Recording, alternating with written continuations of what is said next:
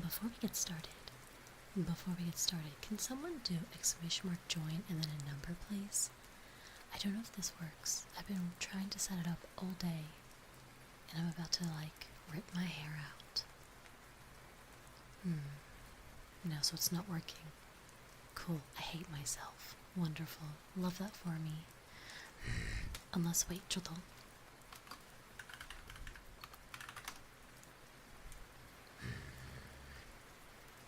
I've been trying to figure this stupid thing out for, like, the past 3 hours. I'm going to throw up. Crap. No.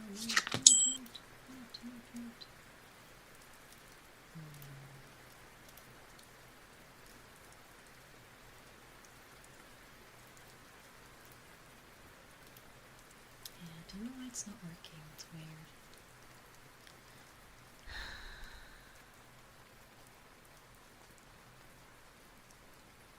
How annoying.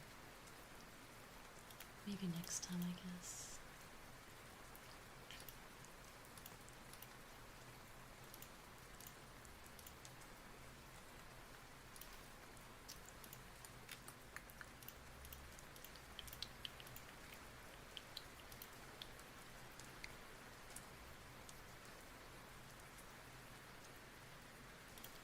I was hoping that maybe because I wasn't live, it wasn't registering, but no.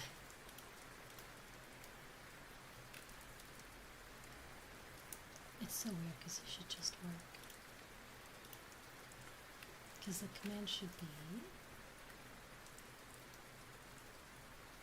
Oh, hey, maybe it's this one. Maybe it's...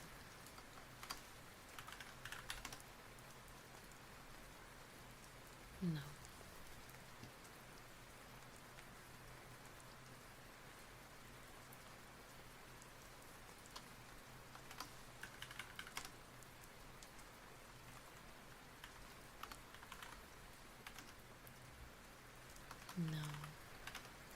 No, okay. See, I tried to do it earlier today. I thought maybe I had to be live to make it work, but I don't know what I'm doing wrong.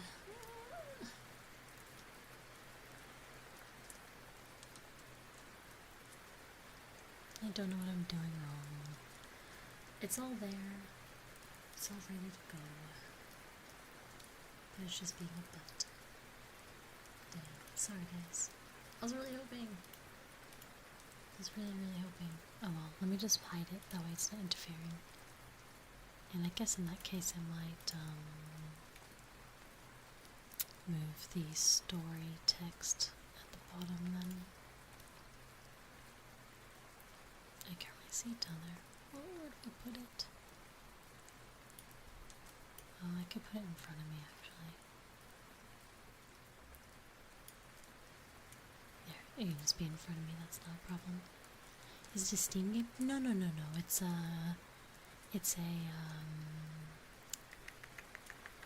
through Stream Elements. It's like a custom memory game that's just for viewers. Kind of something to keep you guys occupied during ASMR, but I don't know. I can't figure it out. I know it's for Twitch, but I feel left out. Yeah, you can blame YouTube for that, sorry. YouTube refuses to allow us to have fun stuff, so yeah, nothing we can do about it. Blame the crappy that is the YouTube. Sorry, I have very little patience and little care for YouTube anymore after what they've done to me. They treat me like crap, so I'll return it their way.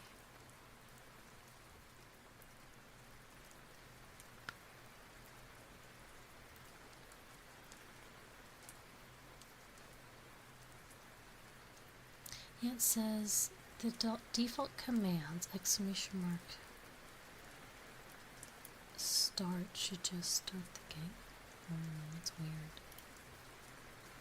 How annoying. I've been messing with this all hecking day.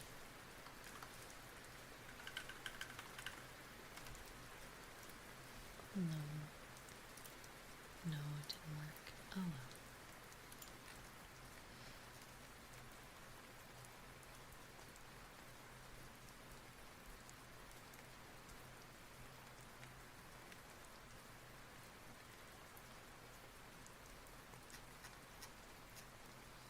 Yeah, I'll just have to read it again. Maybe I'll figure it out. Okay.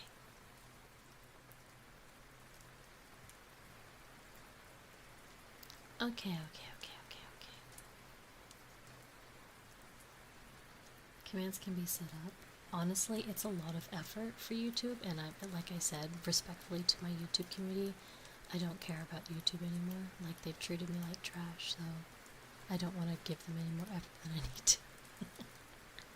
I know, I'm a piece of shit, but they shouldn't have banned me twice, so my patience for them is insanely thin. Every video that I post is getting copyright claimed at the moment, so I'm currently on war with YouTube for every single video I've posted since my debut. So it's just nothing but hell for me at the moment. But you don't need to know about that. Anyways, moving on. Not your problem, only mine. Alright, so the first story that we have is called Sitting Next to a Scary Yakuza. I technically have 13 stories here. Whether we get through all of them or not, I don't know. Oh, I don't have Mix It Up open, actually. Do I bother? Yeah, I'll open it. Hang on. My poor computer's got 7 programs running for stream. Hang on.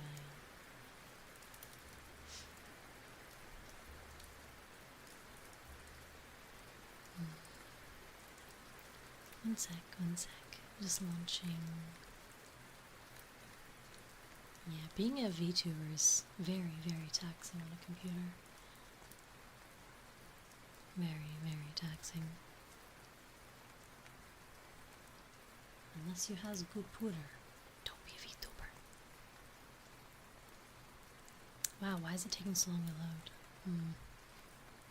Scuff, no! Okay, there we go. Alright, I'll pop Undone on for you, but it's up and running now. Cool. Alright, so I have 13 stories. They are technically short stories. Well, they say that they're short stories. Most of them are like a haunted style. I wouldn't say haunted. It says mysteries and thrillers. So we've got classic literature, fantasy world, slice of life, folklore, mythology, and mysteries and thrillers. So I'm just going to read them to you like a story. I'm not going to be like voice acting or anything. I'm just going to read it. And then I'm also going to do slow ear rubbies as well for the most coziest of cozies. I got all the themes. I got all the themes. I didn't cook you dinner, that's weird. I don't know why you keep saying that.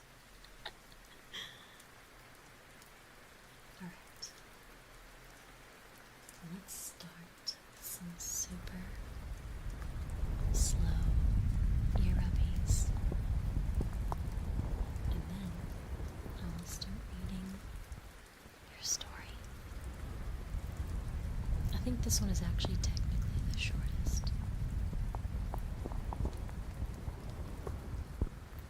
Look, Hans, I don't mind a little RP, but it's literally the same thing every day. It's like AI at this point.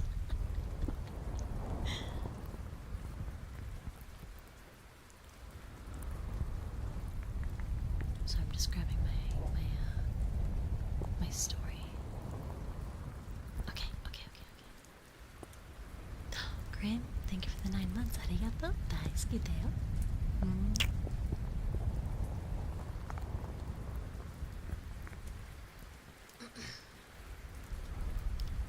Once upon a time,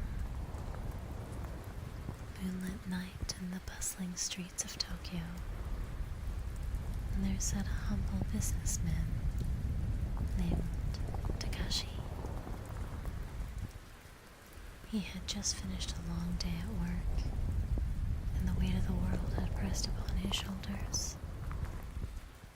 And the city's neon lights illuminated his weary face as he found himself sitting next to a fearsome Yakuza boss named Hiroshi. Takashi had never imagined he would be in such a situation. Sometimes life has a funny way of weaving its own tales. Hiroshi, known for his cold demeanor and inked body, was as fearsome as the rumors suggested. He had a reputation that had sent shivers down the spines of those who dared to speak his name. But on this particular night, a strange twist of fate had brought them together in a quiet, dimly lit jazz bar tucked away in the labyrinth streets of Tokyo. The gentle hum of soft jazz filled the air, creating an unexpected harmony in an otherwise tense atmosphere.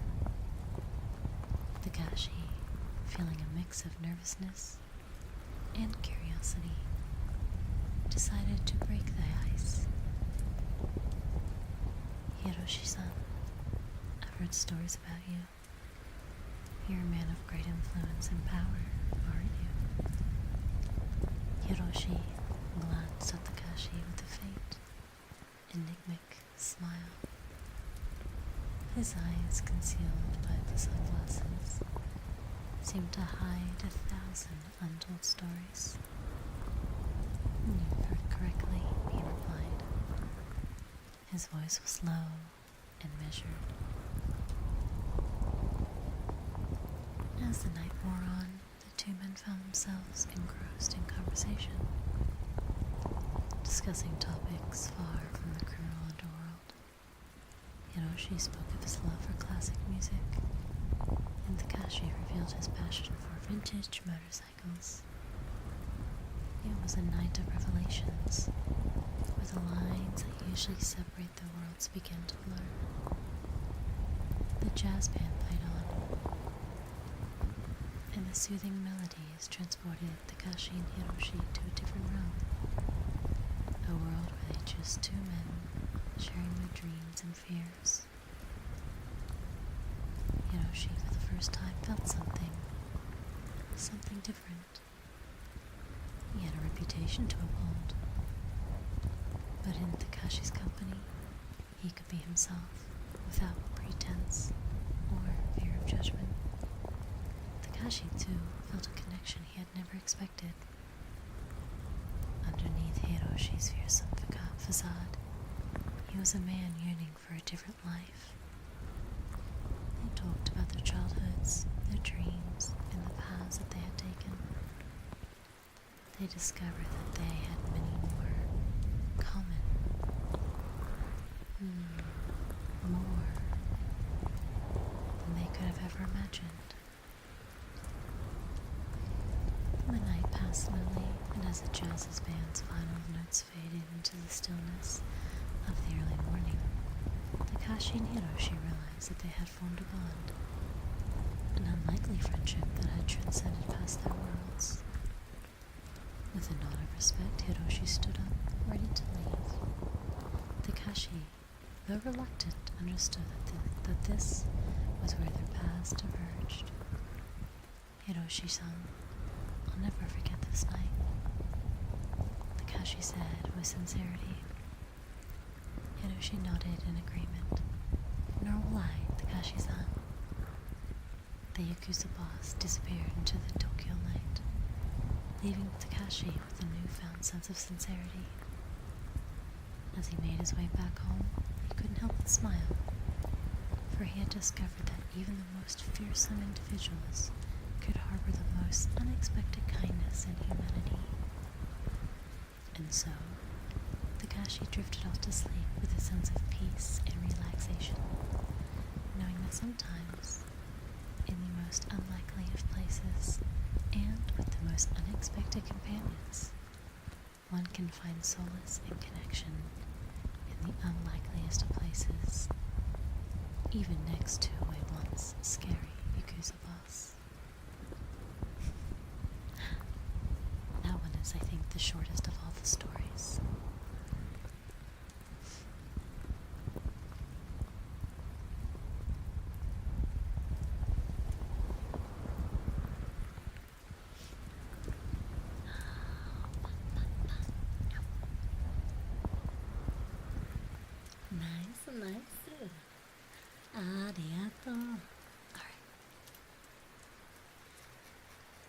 Oh yeah, they're all roughly that long actually. Nice short stories. This one is... Actually, if I just copy paste the title, it'll be a lot easier than typing it out every time. The Egyptian Quest for Immortality. Encore, encore. Oh, you don't say.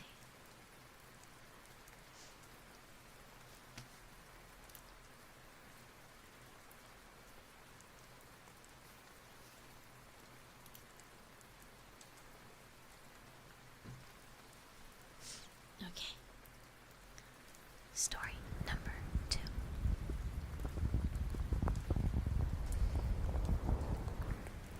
The Egyptian's Quest for Immortality. Actually, I should use the other ear.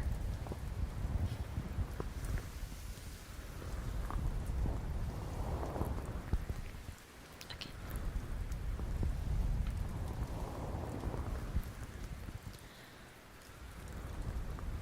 Once upon a time, in the land of ancient Egypt, there lived a skilled archaeologist named Dr. Alexandria Thorne.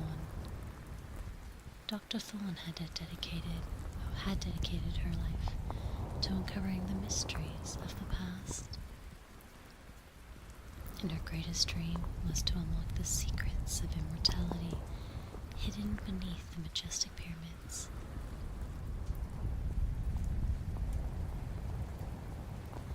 One fateful day, as the sun cast long shadows across the golden sands of the desert, Dr. Thorne and her team embarked on an expedition that would change their lives forever.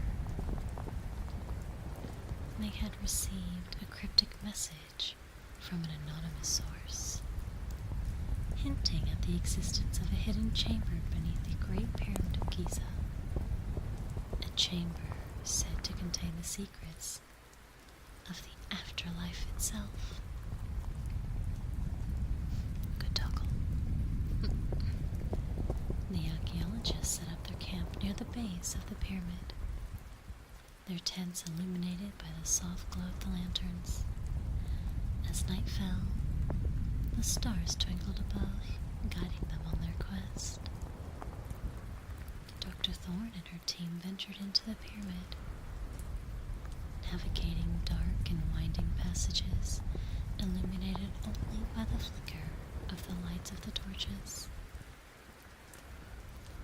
Ancient hieroglyphs adorn the walls, telling stories of pharaohs and gods, and hinting at a path to immortality.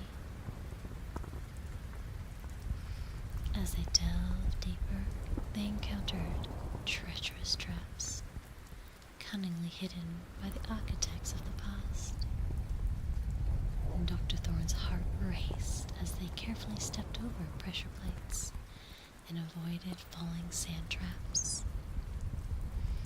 Finally, after what felt like an eternity, they reached a massive stone door, adorned with intricate carvings and inscriptions.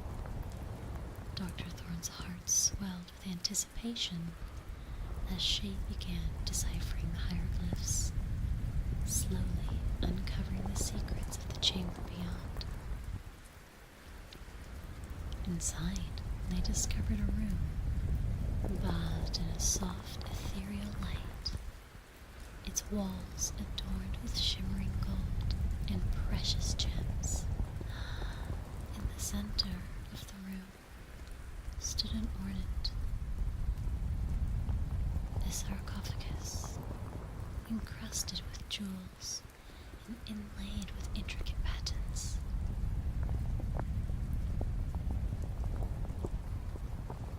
Dr. Thorne approached, her fingers trembling with excitement as she opened it. Inside lay the mummified remains of an ancient pharaoh, surrounded by an array of precious artifacts and scrolls. As Dr. Thorne carefully examined the scrolls, she realized they contained the key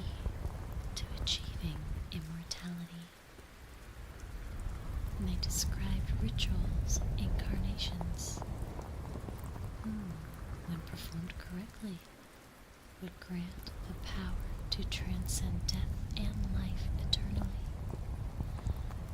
Dr. Thorne and her team decided to leave the chamber untouched, respecting the ancient pharaoh's resting place. They returned to the surface, their hearts filled with a newfound sense of wonder and sincerity. As they gazed upon the starlit desert, they understood that the quest for mortality was not about defying death, but about cherishing the beauty of life. Soothe, soft, desert wind. They knew that the true path to eternity lay in the memories they created, in the knowledge they shared, in the love they gave. Dr. Thorne and her team returned to their camp, their hearts and minds at peace. They lay under the vast desert sky, the ancient pyramids towering above, and drifted into a tranquil sleep, knowing that the realm of the dreams, they could explore the mysteries of the past and embrace the serenity of the present. And the desert winds whispered their lullaby, and they found solace in the timeless embrace of the night, drifting away into the realm of dreams and the promise of a new day. Good night, my dear friend. May your dreams be filled with ancient wonders and eternal serenity. Hello Jack, hello Joma, hello Mari, hello Ancient, hi Jack. Hello, hello, hello.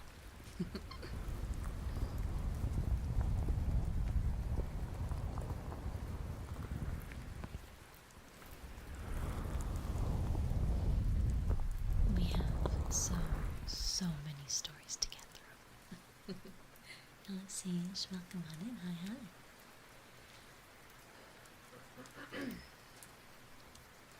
Live your best life, exactly. How did you know? Excuse me. I think I might need to excuse myself shortly to get water. I did forget to get it. That was my own mistake.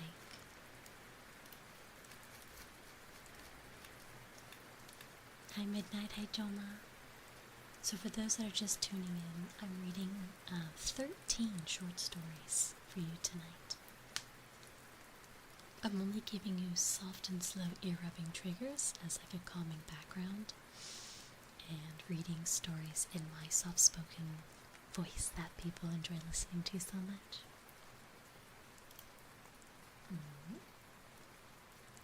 Hello Azealia. Wait, Azalia. Hey Patry. So this one is called The Dragon Rider's Quest. I love anything about dragons. This one is about 5 minutes of reading.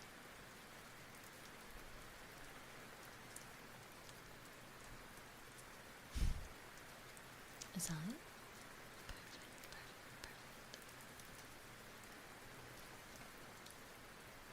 I'm gonna read this story and then take a 2-minute break to grab some water, okay? Because I forgot to grab it before.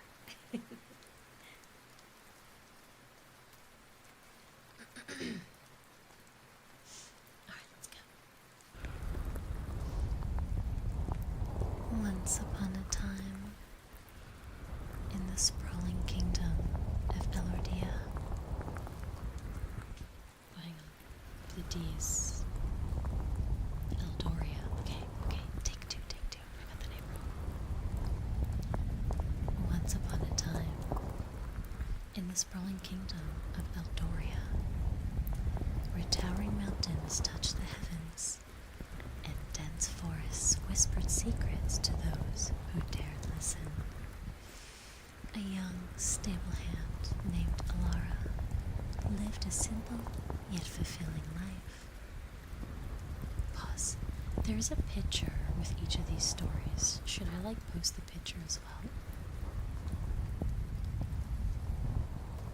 Hang on. I think that would be cool.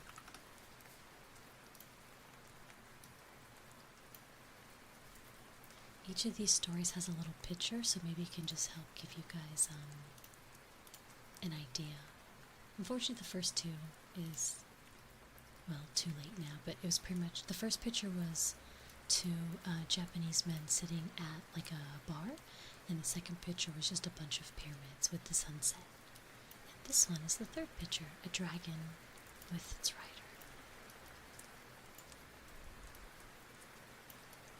There we go. Okay.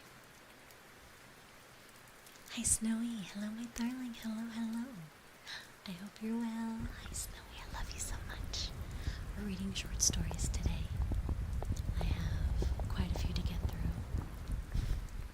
It's crazy, we're already 30 minutes in, and I've only read 2 stories. So we're doing minor speed run, just minor. I love you, darling.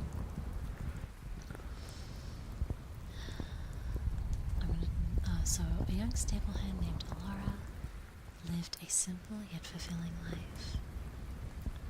She had a deep connection with the kingdom's horses, and her days were spent tending to their needs with love and care. One crisp autumn morning, while exploring the outskirts of Eldoria, Alara stumbled upon an overgrown path that led her to a secluded cave hidden behind a cascading waterfall. The cave was shrouded in mystery, its entrance barely visible to the naked eye. Something deep within her heart told her to explore further. With each step into the cave, the air grew colder, and the darkness more impenetrable. The echoes of dripping water seemed to resonate with the very heartbeat of Earth itself.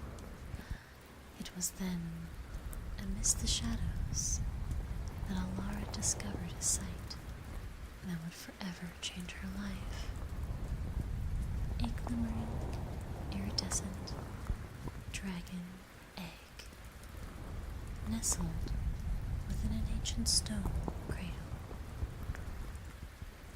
Her heart raced as she gently cradled the egg into her hands, feeling the warmth emanating from it. Dragons were thought to be extinct, their tales relegated to ancient scrolls and whispered legends. Yet here, in her hands, lay the undeniable proof that dragons still exist. Alara knew that this was no ordinary discovery. The bond between a dragon and its rider was said to be a powerful and ancient connection, one that could mend the broken bonds between humans and these mythical creatures.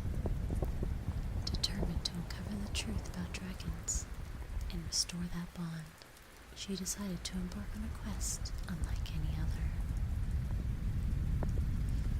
As the days turned into weeks, Alara meticulously cared for the dragon egg, watching as it began to crack, revealing a creature of unimaginable beauty and power. The dragon's scales shimmered like a midnight sky filled with stars, and its eyes held the wisdom of centuries.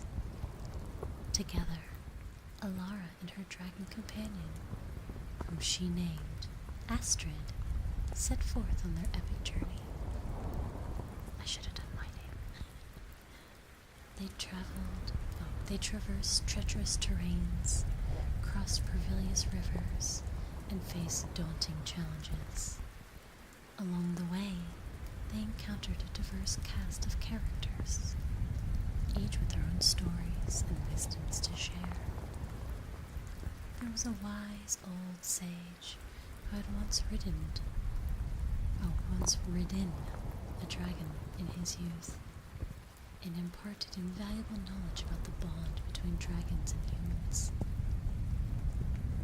There was a mysterious forest guardian named Feyre. Oh, no, I'm kidding. There was a mysterious forest guardian who tested their courage and loyalty, allowing them to pass only when their hearts were pure.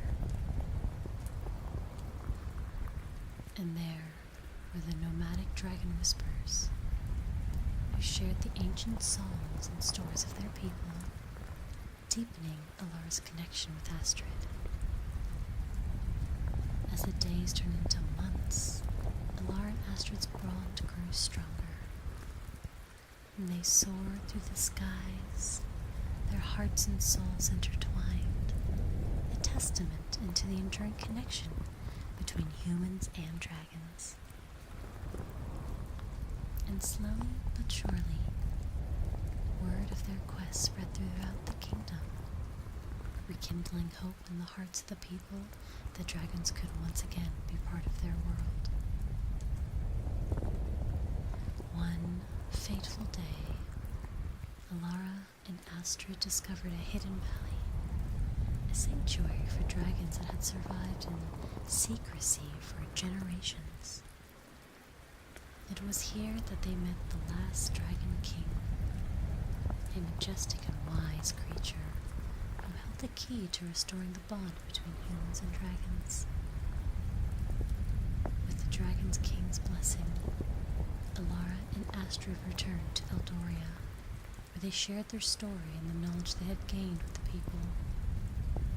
The kingdom was filled with wonder and awe as dragons once again took to the skies, their presence a symbol of hope and unity. As Alara and Astrid stood before the cheering crowds, they knew that their quest had been a success. The bond between humans and dragons had been rekindled, and the kingdom of Eldoria had been forever changed. With a contented sigh, Alara settled down for the night, her hand resting on Astrid's warm scales. The soothing sound of the dragon's gentle breath, like the rustling of leaves in a gentle breeze, filled the air as they drifted into dreams. Alara knew that their journey had been worth every moment, and that the world was a better place because of the bond they had forged. And so, in the quiet of the night, with the stars as their witnesses, the dragon rider and her faithful companion found peace and contentment, their hearts forever entwined in the timeless tapestry of a world where magic still thrived.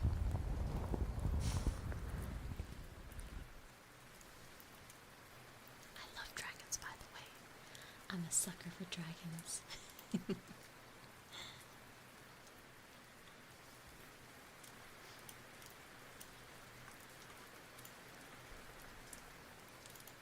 By the way, at the end of stream, if you're here for the whole duration, I'm going to ask you what your favorite story was, so make sure you pay attention.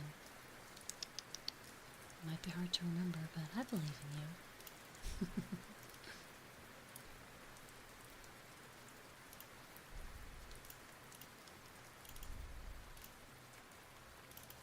This one is called The Silent Witness. Dragon Legend when you were younger? No. I didn't have many things growing up, unfortunately.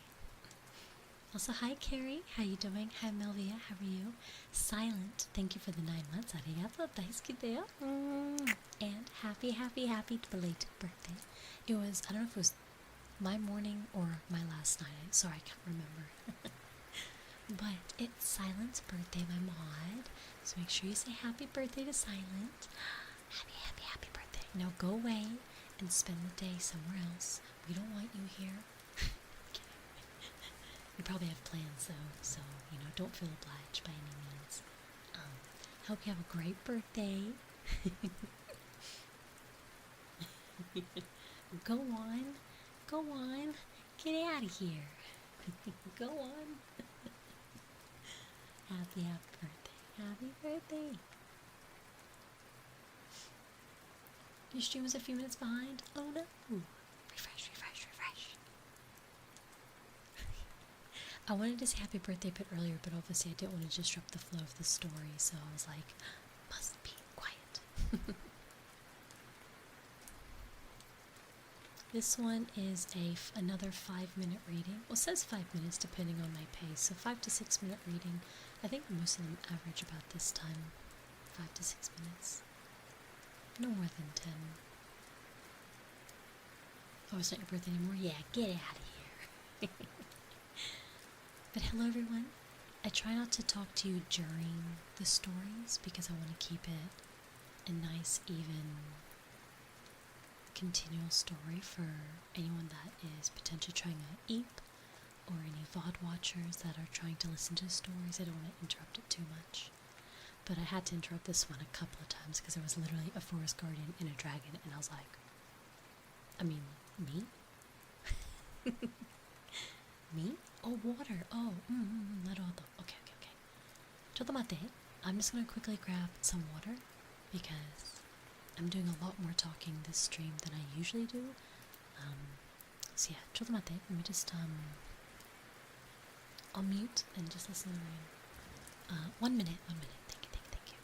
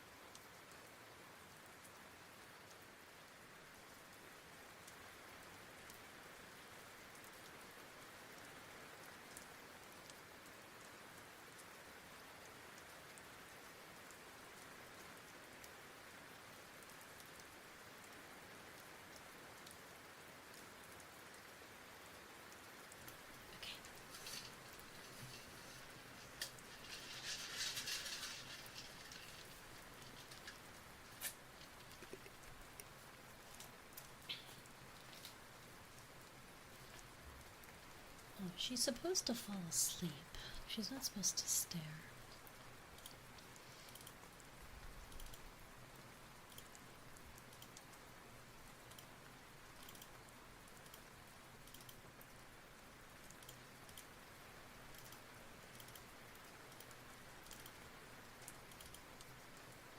Does this work?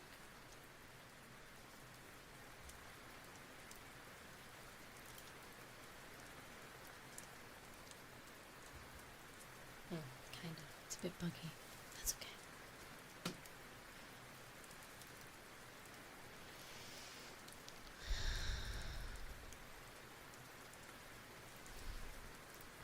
Okay.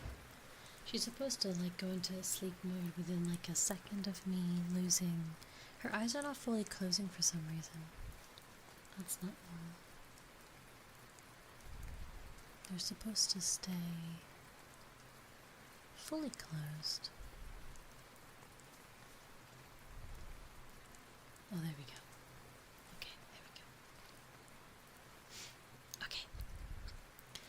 The next story is called The Silent Witness. And that is the picture they used for the description.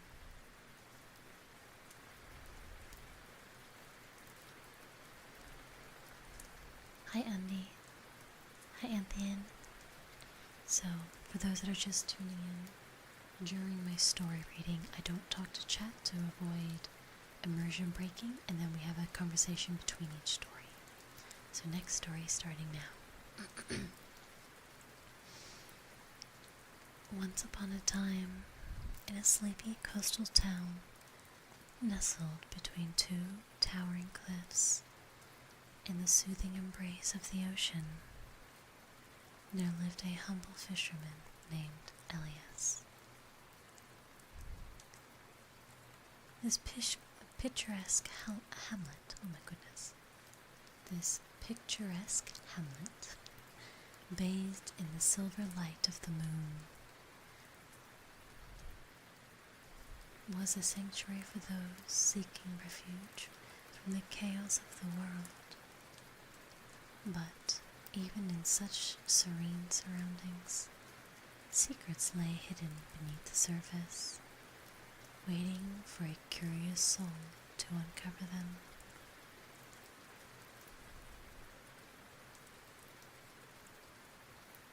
One calm, starry night, as the waves whispered their lullabies to the town, Elias decided to venture out into the sea. His well-worn boat, christened the Stargazer, glided effortlessly over the gentle swells.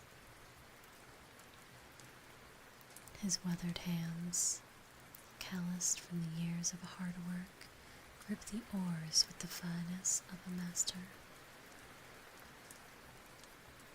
The moon cast an ethereal glow upon the water,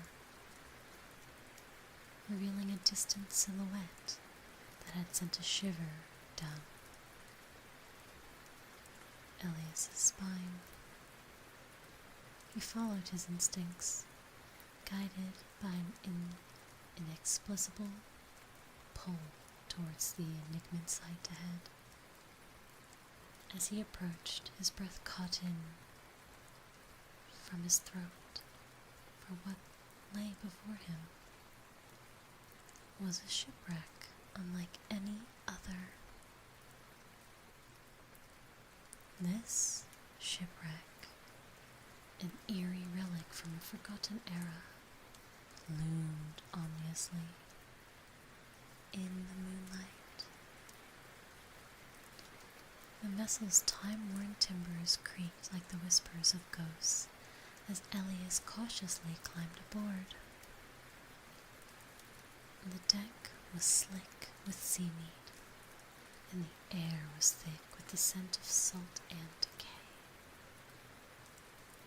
It was as if time itself had stood still within the confines of this nautical grave. His heart was pounding with a mixture of dread and fascination. Elias ventured deeper into the bowels of the ship.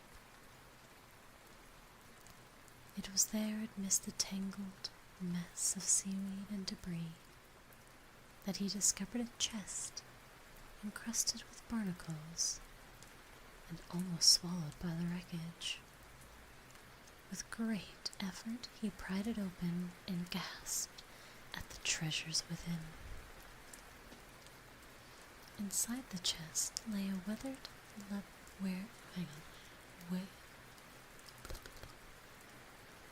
tongue twister. Inside the chest laid a weathered leather diary, its pages filled with ink-stained secrets. As Elias delicately turned the pages, he uncovered the story of a survivor, a soul who had witnessed the darkness that had befallen this ill-fated vessel. The words spoke of treacherous plots, hidden agendas, and the unspeakable horrors that had transpired on board. Elias knew that he had held something great of the importance, that something needed to be brought to light. But as he returned to the shores of his beloved coastal town, he could not shake the feeling that he was being watched, that shadowy figures lurked in the corners of his vision. Days turned into weeks, and Elias became obsessed with unraveling the mysteries contained within this diary. He pieced together the clues, followed cryptic maps, and risked his own safety to uncover the truth. As he delved deeper into the darkness that shrouded the shipwreck, he realized that the secrets he possessed were worth killing for.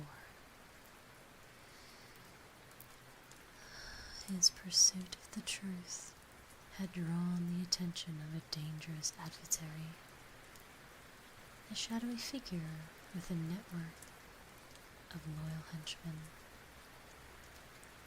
Elias's every move was shadowed, and his life was in a constant peril. He became a silent witness to the unfolding drama, a man on the edge of I don't know this word. Precipice? I don't know this word, I'm just gonna skip it. Teetering between revelation and doom.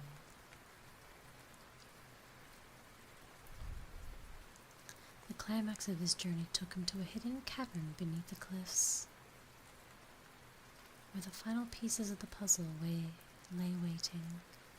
In the dimly lit chamber, Elias faced his adversary in the deadly showdown, a battle of its wits and courage.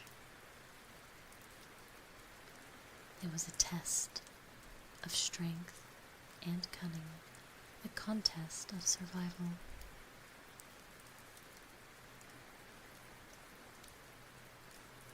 As the moonlight filtered through the cracks in the cavern, Elias and his adversaries danced a dangerous dance.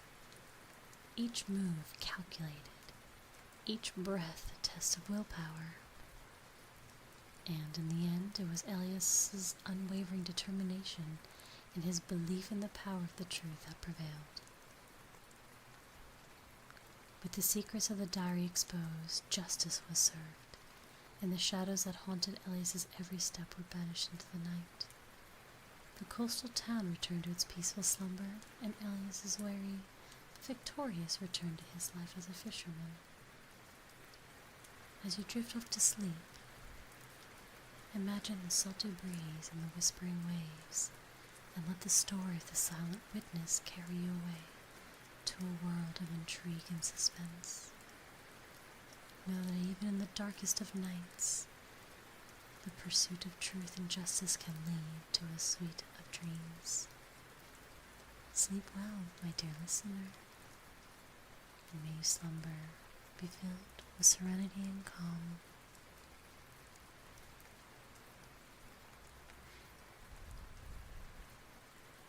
Precipice? Precipice, is that how you say it?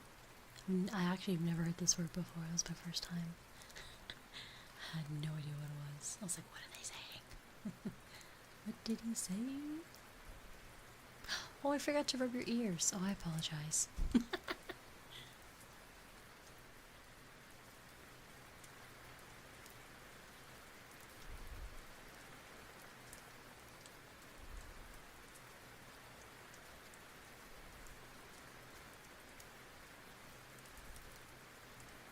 Yeah, Hans, Mademoiselle is speaking in English.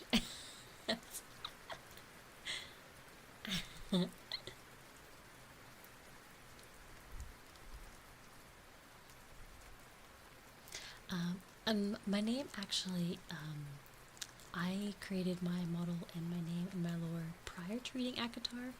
I created my model in January last year, debuted in June, and read ACOTAR in like September-ish.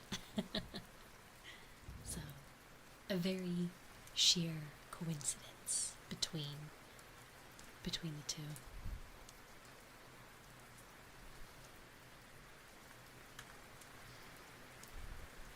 Yeah.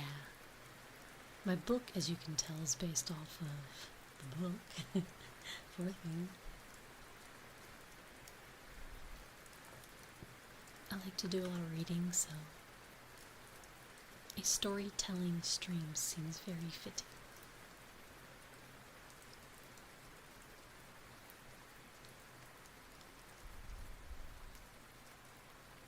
So I'm just changing the picture to accommodate the title. Chotto mate. There we go. This one is called Nocturnal Riddles. Oh my. Hopefully it's not too hard to understand.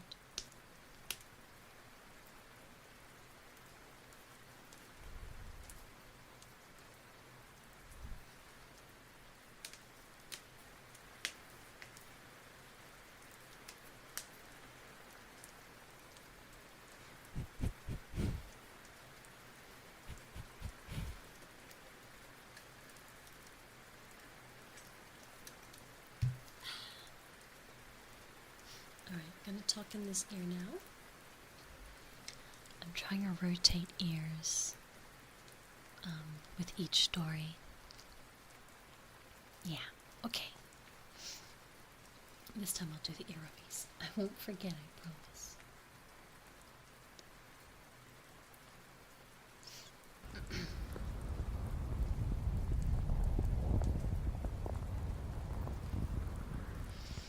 In the hush of night, under the shimmering moonlight, a renowned puzzle solver named Professor Edmund Sinclair received an intriguing invitation. It was an ornate envelope with an embossed wax seal bearing an emblem that resembled the labyrinth puzzle. The invitation was for an exclusive gathering at the enigmatic Blackthorn Mansion, known for hosting secretive nocturnal events. With curiosity piqued and the sense of adventure in his heart, Professor Sinclair arrived at the mansion as the clock struck midnight. The mansion loomed ominously in the shadowing facade adorned with the intricate engravings and statues shrouded in its mystery. As he entered the grand foyer, a butler, clad in black, greeted him and escorted him to the main chamber where a group of guests had already gathered. The chamber was dimly lit, and the chandelier above cast an eerie glow. Around him, the other guests were equally distinguished in their fields: mathematicians, cryptographers, and puzzle enthusiasts. Each of them had received an invitation just as cryptic as his own. As the stroke of midnight, a tall, enigmatic figure named Lady Isadora Blackthorn appeared, dressed in the elaborate gown adorned with moonlit silver threads. She welcomed the guests with an air of mystery, revealing the purpose of the gathering. They were to partake in a series of complex puzzles, riddles, and enigmas, devised to test their intellect and unravel secrets hidden within the mansion's ancient walls. The first challenge began with a riddle etched into centuries-old tapestry. Hanging on the wall, Professor Sinclair's heart quickened with excitement as he read the words: I stand tall when the sun sleeps, and I disappear when the dawn weeps. What am I? Pause. Hello, Raiders. I try not to interrupt mid-story, but it is a raid. Hello, Ira Heart. Arigato daisuke-teo. Thank you. Welcome in. Hi, Raiders. Tonight we are reading short stories, roughly 5 to 10 minutes each. Not so much role-playing, like I'm not like doing voices or anything, but just, it's essentially reading you a bedtime story, yeah. So we're currently reading this story here called Nocturnal Riddles, and we're about probably a third of the way through already. Thank you so much for the raid. Arigato daisuke-teo. Welcome.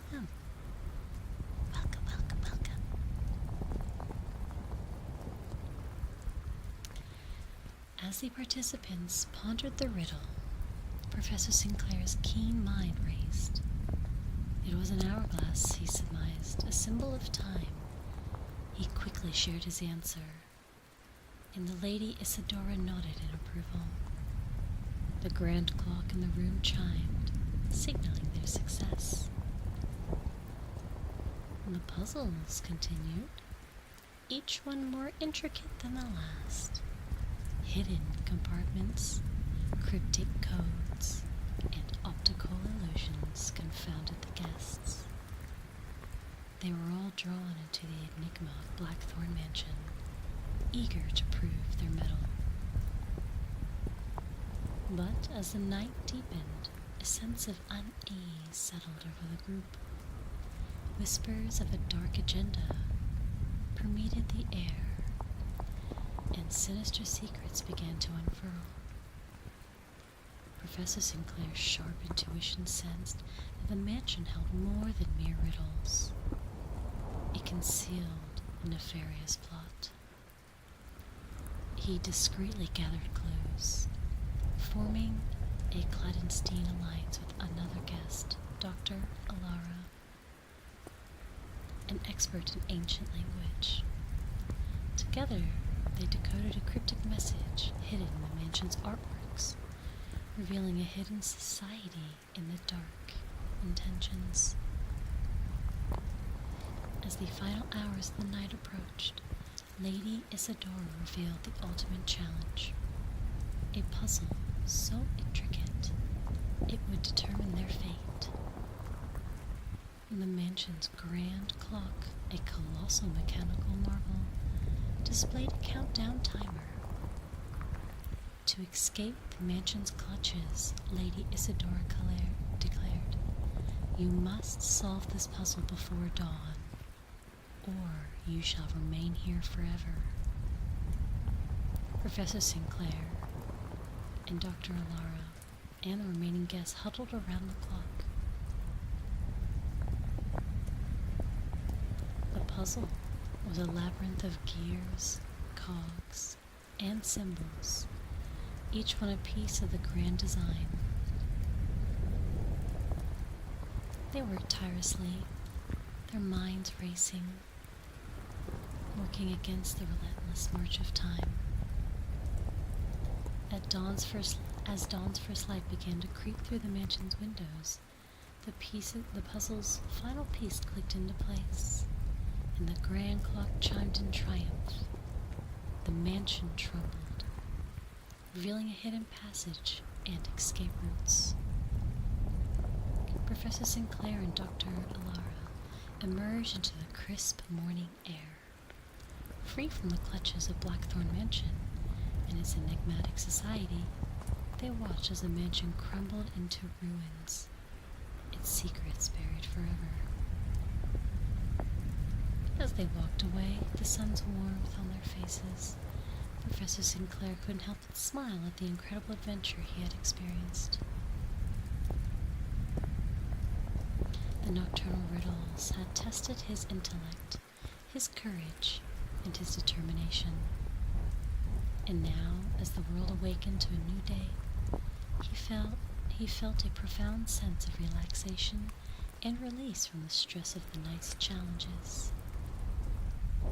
With a newfound appreciation for the mysteries of the world and a sense of peace in his heart, Professor Edmund Sinclair bid farewell to Blackthorn Mansion and the enigma it had presented. He knew that, in the quiet of the night, he would always cherish the memories of the faithful nocturnal adventure.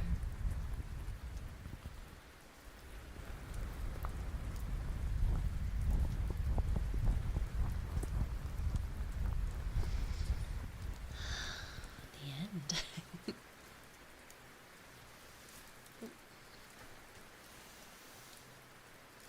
Milkroy, thank you for the 9 months. Arigato. Daisuki deyo. Thank you, thank you. Thank you. Thank you, thank you.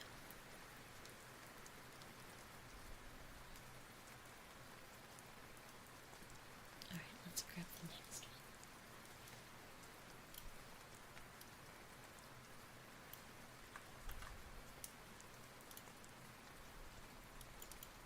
one. Another. I'm going.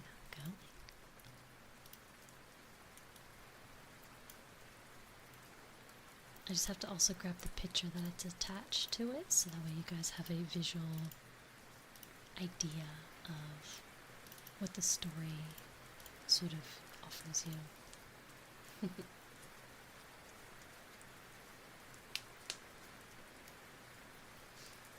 Okay. The Haunting of Blackwood Manor. Oh!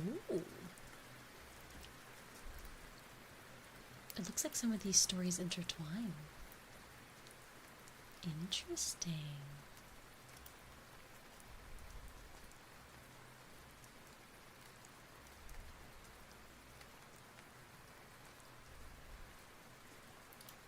interesting.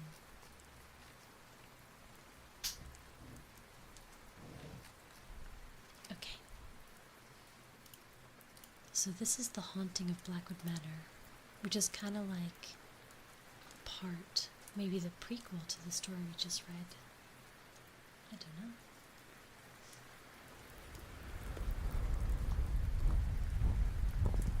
Also, hello everyone, welcome. In between stories, I'll quickly say hello. But during each of the stories, I try to not have much interruptions.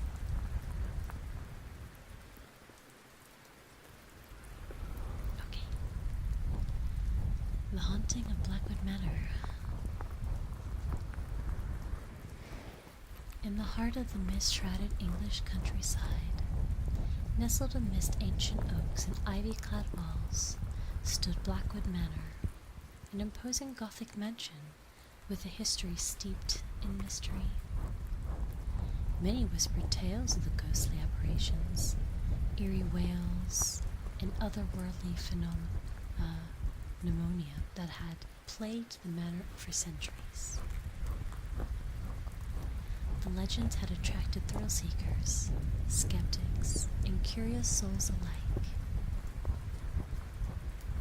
But none had dared to spend a full night within its dark, imposing walls. That is, until the renowned paranormal investigator, Professor Alexander Sterling, received a peculiar letter. The letter arrived one brisk autumn evening, its envelope adorned with an intricate wax seal bearing the crest of Blackwood Manor. Inside, a handwritten note from the manor's owner, Lady Eleanor Blackwood, requested Professor Sterling's expertise in unraveling the enigmatic mysteries that had plagued her ancestral home for generations.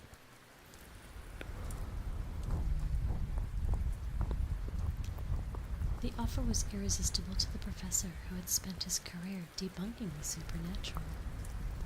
Upon his arrival at the manor, Professor Sterling was greeted by the eerie silence that hung in the air like an invisible shroud. The mansion's ornate facade, adorned with grotesque gargoyles, stared down at him, its windows like vacant eyes that had seen too much. Lady Eleanor, a woman of regal demeanor with silvery hair and an air of quiet authority, welcomed him inside. As the sun dipped below the horizon, casting elongated shadows throughout the cavernous walls, Professor Sterling began his investigation. Armed with an array of specialized equipment, he embarked on a quest to demystify the unexplainable. The professor's first night within the manor was marked as a chilling stillness that seeped into his very bones. Every creak of the floorboards seemed like the hesitant steps of a reluctant spirit, and every flickering candle flame appeared to dance with another worldly tune. Yet, for all his skepticism, Sterling had a feeling he could not dismiss. A sensation that the air itself was thick with an unseen presence. As the midnight hour approached, Professor Sterling retired to a chamber known as the Haunting Room, a chamber notorious for its ghostly occurrences. With the camera at the ready, he positioned himself at the heavy wooden desk and waited. Suddenly, the room grew icy cold, and the shadows deepened. Flickering candlelight revealed a very strange figure. Shimmering in and out of existence, these apparitions seemed to be spectral echoes from a bygone era. Victorian ladies in flowing gowns and stoic gentlemen in formal attire. They moved gracefully, their movements fluid but somehow detached from the earthly realm. The ghosts drifted closer to the professor, and to his astonishment, they began to interact with his equipment. Vortexes of energy swirled around his instruments, and the electronic voice whispered secrets of a long-forgotten past. Lady Eleanor Blackwood's ancestors were speaking, and they had stories to tell. In a series of intricate and haunting scenes, the spirits recounted tales of love, betrayal, and tragedy that had plagued their lives during the 19th century. The professor listened intently, feeling their pain, their longing, and their lingering anguish. He realized that these apparitions were not malevolent. They were trapped souls seeking resolution. As dawn broke, the room returned to its lifeless state. Professor Sterling had uncovered the truth behind the haunting of Blackwood Manor. An untold tale of star-crossed lovers and a tragic family feud that had never been resolved in life.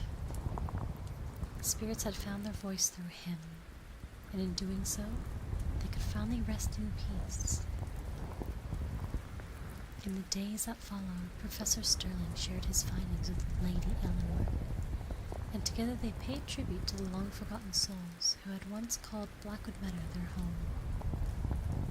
The mansion's eerie reputation began to fade, replaced by a sense of serenity and closure. With the mysteries of Blackwood Manor unraveled and the restless spirits at peace, Professor Alexander Sterling continued his work as a paranormal investigator, forever changed by the enigmatic events that had unfolded within the halls of the manor. As he drifted off to sleep each night, he knew that sometimes the truth behind the supernatural was more profound than any he could have imagined. A story to soothe the restless souls and begin solace to even the most skeptical of heart. Hello, Mari. Hello, my darling. Hello. Yes. I was actually gonna do like whispering, but I think soft-spoken's a bit nicer. But I could be wrong. Maybe you guys want whispering.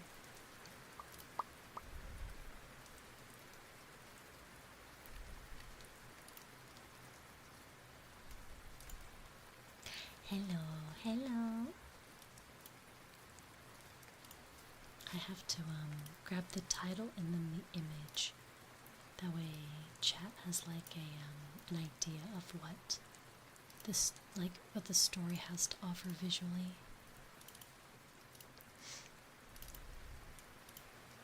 This one is called The Midnight Heist Society. Like it how it is? Okay. I was gonna whisper, but yeah, my body naturally wanted to do soft-spoken instead. Hello, Maestro, how are you? Mari, I hope you're well, by the way. Oh, I hope you have a good rest, Lums. Please take it easy. You prefer soft-spoken? Okay. I always feel like people prefer whispering. I had a few people come in here over the last week and be like, bad A-sword streamer. Not whispers. So, can't please everyone.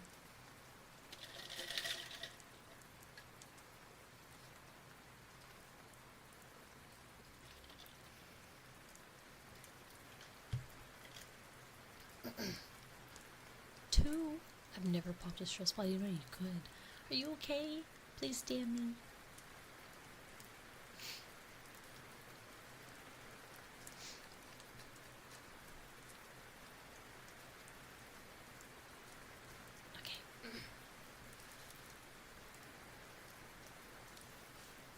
Let me see. What story is this? 7? Hang on. 1, 2, 3, 4, 5, 6. Yep, this is story number 7. So we're halfway done. Halfway done, which means we should be done at the 2.5 hour mark. Wow, it's perfect. I'm timing this very well. I'm proud of myself.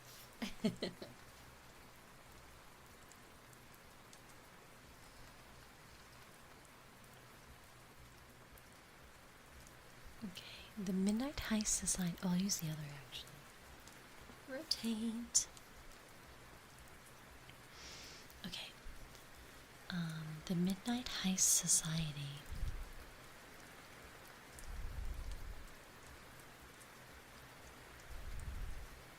Hi, Evelyn. Yeah, she's wonderful. I love her so much. Obviously biased because I think she's amazing. In the sprawling city of Nocturnia, there existed a shadowy realm hidden beneath the moon's tender glow. It was a world untouched by the sun's rays, a place where secrets thrived. And the inhabitants lived under the enigmatic reign of the Midnight Heist Society. The Midnight Heist Society was no ordinary group of thieves. They were masterminds of the night, artists in deception, and their heists took place only during the bewitching hours when the moon painted the world in shades of silver. Each member of the elusive society possessed unique skill, from lockpicking to acrobatics, and their leader, known as the Nightshade, was a legend whispered about in hushed tones. Detective Alexander Hartman had made it his life's mission to capture this enigmatic society and bring them to justice. With the reputation for solving even the most complex cases, Detective Hartman had become the nemesis of criminals throughout the entire city. But the Midnight Heist Society was unlike any adversary he had ever faced. The detective realized that each heist was a riddle, a puzzle that needed solving. The thieves left behind cryptic clues and puzzles that only the sharpest minds could decipher. Sorry, my nose is itchy. Oh, I get an ear ribbons. No one reminded me.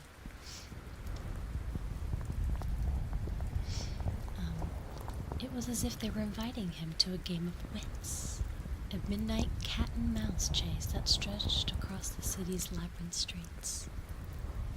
One crisp moonlight night, the Midnight Heist Society struck again, this time targeting the renowned sapphire serpent, a priceless jewel displayed at the Nocturnia Museum. As Detective Hartman arrived at the scene, he found a single white feather, a symbol he had come to associate with the elusive society. The detective's mind raced as he began piecing together the clues. Each heist was a brushstroke on the canvas of his pursuit, and he could feel himself drowning, or drawing himself closer to the truth. But what he didn't anticipate was the connection he would discover between himself and the Nightshade.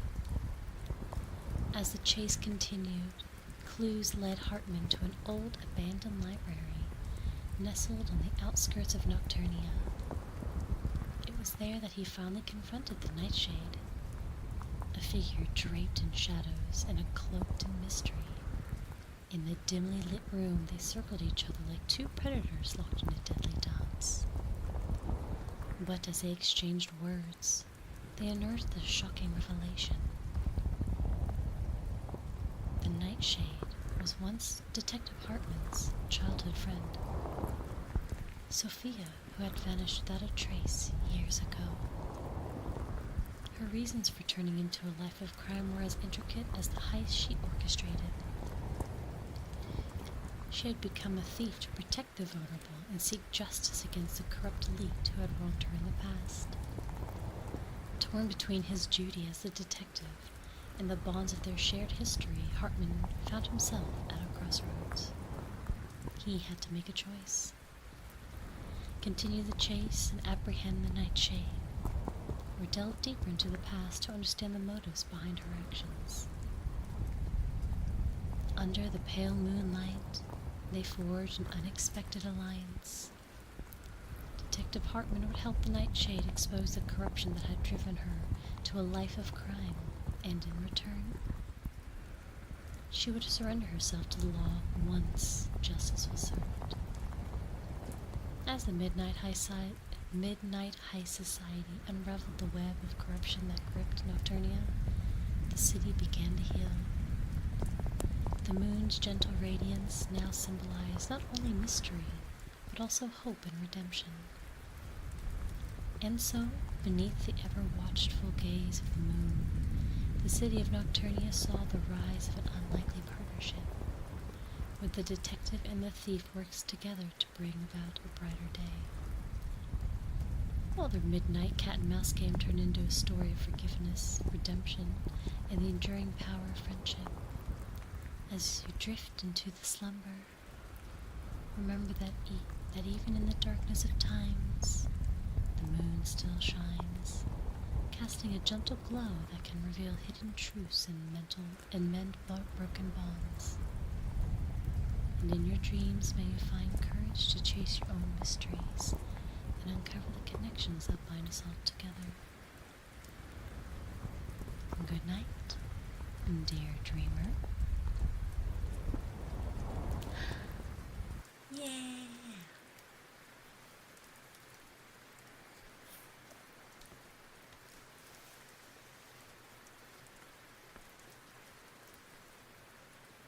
I like these because they're pretty short. They don't feel like they're dragging on. Sometimes they feel a little bit too short. You're like, wait, I need more. But it's like in a good way, right? Because stories that like tend to drag on get quite like eepy.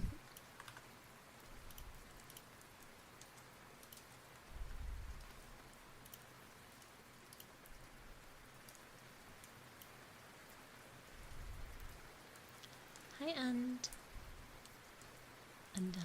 Hello, hello.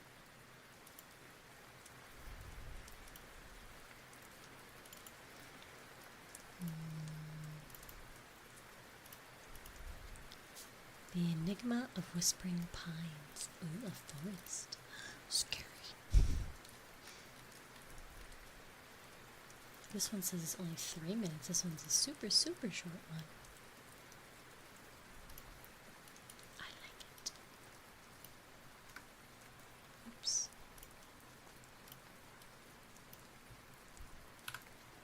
Cool.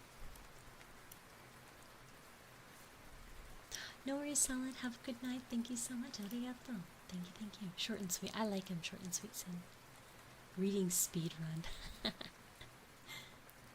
It's good because like they don't drag. I just found this website called Nightly Whispers, and yeah, there's like stories for adults, and there's 13 here, so I was like, ooh, I want to read them all. Which is perfect because it kind of aligns with like roughly 2.5 hours of stream, so I was like, oh, that's like amazing. New. Also, welcome anyone new that's just coming in. Hi everyone. During my reading, I like to focus on just the story because it's only like 5-ish minutes of reading, and then in between I'll come say hi to you guys.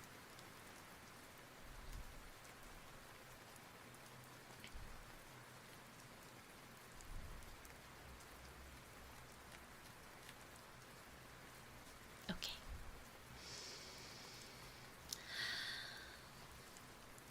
The Enigma of Whispering Pines.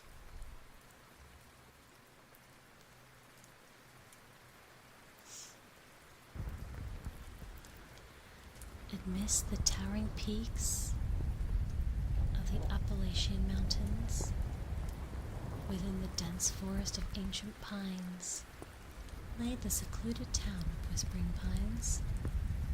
It was a place where time seemed to stand still, where the rustling leaves and the gentle breeze created a symphony of whispers that echoed through the town.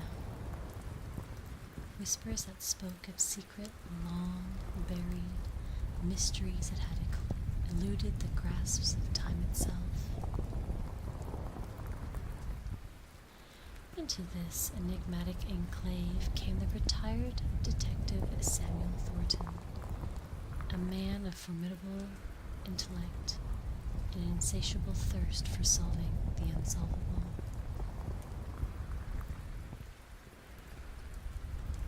His reasons for choosing Whispering Pines as his retirement abode were known to none other but himself.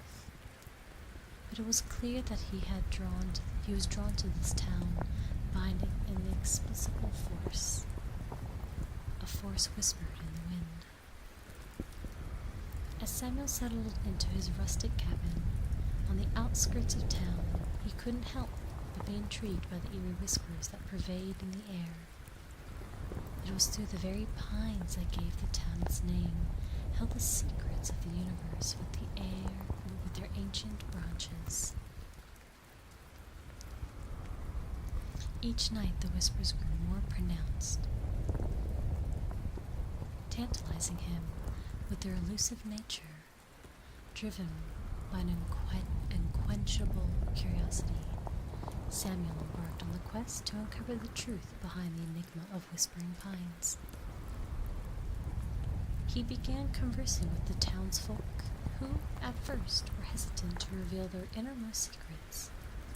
But Samuel's reputation as a relentless detective and his unwavering determination soon earned their trust. The stories he heard were as varied as they were cryptic. Tales of lovers torn apart by the tragic accident, of lost treasures hidden deep within the woods, and of a specter that wandered the darkest corners of the town. It was whispered that these stories held the key to the mysterious whispers, but Samuel couldn't be so sure. In his pursuit of the truth, Samuel unearthed long-forgotten documents, diaries, and letters, each offering a tantalizing piece of the puzzle. He pieced together fragments of a story that had been hidden away for decades, an unsolved murder that had shaken Whispering Pines to its core. With each revelation, the whispers grew louder, as though the very town itself was urging Samuel onward. He retraced the steps of those he had come before him, walking through the same moonlit woods, feeling the chill of the night air and hearing the haunting echoes of the past. In a climactic moment, Samuel uncovered the final piece of a puzzle. A hidden grave in the heart of the forest. There, beneath the gnarled roots of an ancient pine, lay the remains of the long-lost victim of the unsolved murder. His story etched into the very soil of Whispering Pines. As the truth was laid bare, the whispers ceased, their purposes fulfilled. Samuel had unraveled the enigma of Whispering Pines, bringing closure to a decades-old mystery. The town, once shrouded in secrets, breathed a collective sigh of relief, and its residents found peace in the knowledge that their dark past had been confronted and put to rest. With the echoes of whispers now silenced, Samuel Thornton retired to his cabin. Satisfied that he had found not only the answers he sought, but also a sense of serenity that had long eluded him, the pines stood tall and silent, as though they too had found solace in the resolution of their enigmatic tale. Under the canopy of stars, Samuel closed his eyes, his mind finally at peace, the weight of the past lifted from his shoulders. In the tranquil embrace of the Whispering Pines, he drifted into a restful slumber, the mysteries of the town forever etched into his dreams, a testament to the power of determination and enduring allurement of the enigmatic.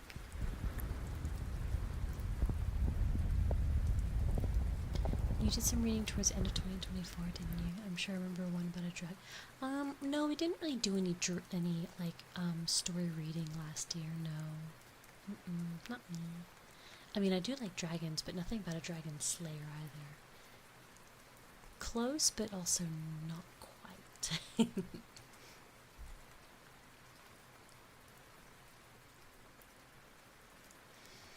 This one looks a bit romancy.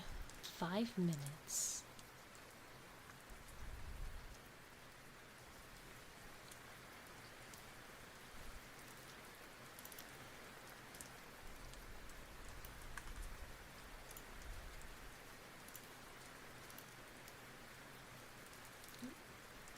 cancel this one. There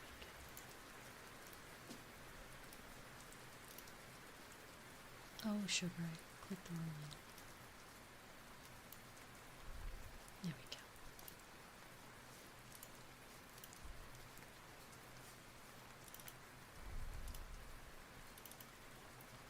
go. Oh, this one goes up a bit. There we go. Pride and Moonlight. And it has hashtag romance, astronomy, and classic in it. And water break.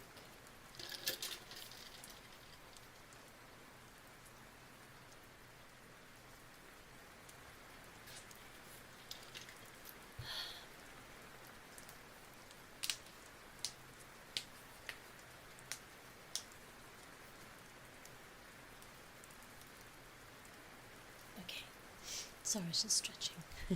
Wait, do I go in this ear now? I think I alternate this ear. Okay.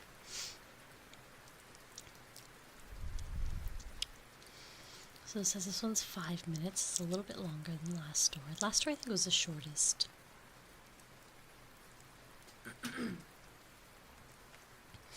Alright, Pride and Moonlight.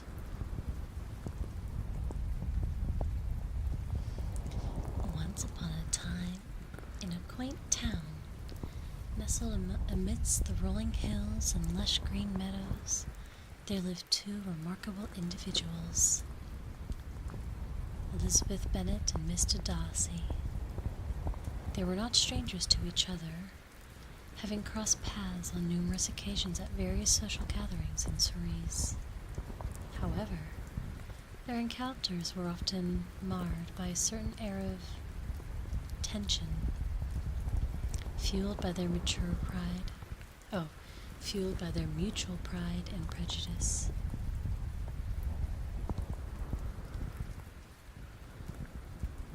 In this charming town, there are two stargazing clubs.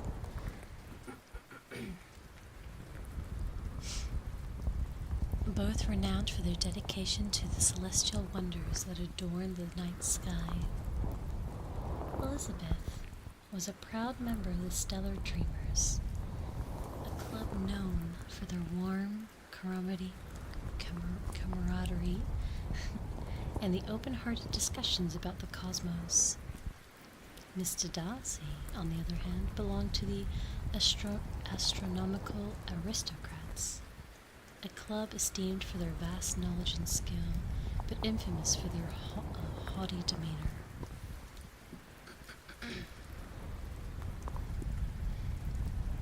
One beautiful evening, under the velvety sky, scattered with the twinkling stars, Elizabeth and Darcy found themselves at the crossroads. Both clubs had gathered in a meadow to witness a rare celestial event, a meteor shower. The heavens seemed to be putting on a show of its own, as shooting stars streaked the sky across the inky canvas, leaving trails of silvery light in their wake. Elizabeth, with her telescope and heart filled with wonder, stood with her fellow stellar dreamers. They chatted about the constellations, their voice filled with excitement and joy. In contrast, Mr. Darcy and his astronomical aristocrats maintained a stoic silence, their gaze fixed on the stars above. As the night unfolded and the meteor shower grew more spectacular, Elizabeth's curiosities got the better of her. She approached Mr. Darcy and asked, "Mr. Darcy, do you not find the beauty of the night sky simply captivating?"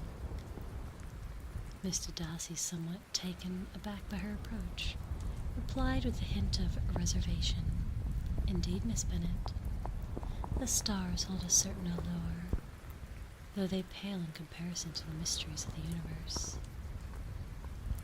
Their conversation had begun, and over the course of the night, as they shared their knowledge and passion for the astronomy, the walls of pride and prejudice started to crumble. Elizabeth realized that beneath Mr. Darcy's aloof exterior was a man of profound intellect and deep appreciation for the cosmos. Mr. Darcy in turn discovered that in Elizabeth, a kindred spirit, whose enthusiasm for the stars matched his own. As the dawn approached and the meteor shower waned, they found themselves sitting side by side, lost in conversation.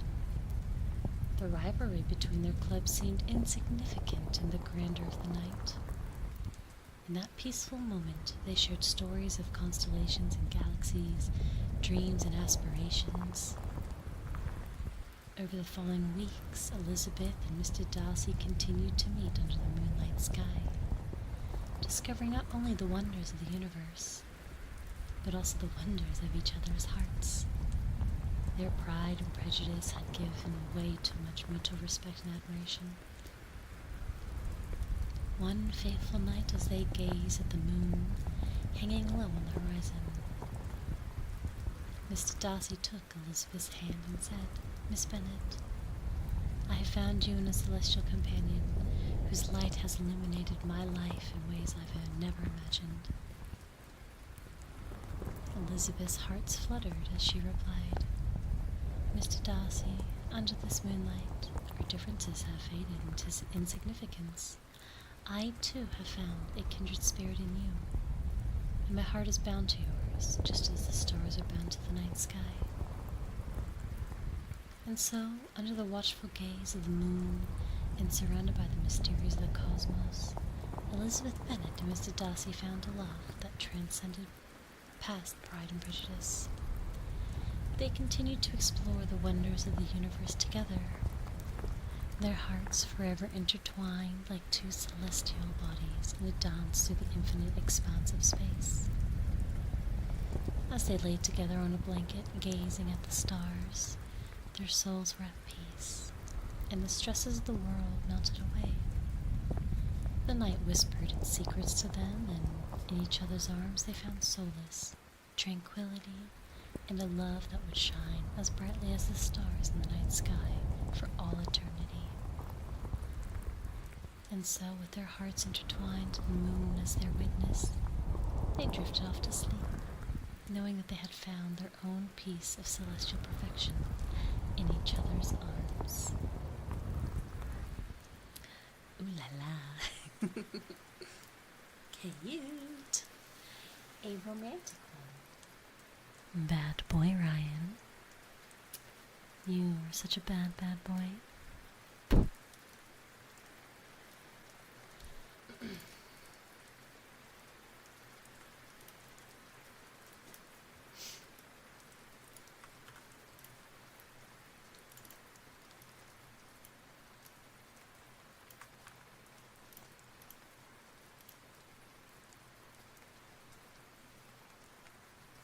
Just changing. Why am I a bad boy?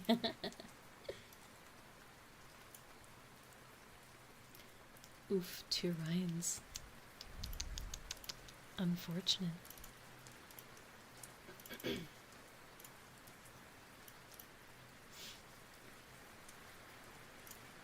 True, paying your daily taxes is very important. Okay. Hi, Parky. Good afternoon. Hi. Stretch my arms.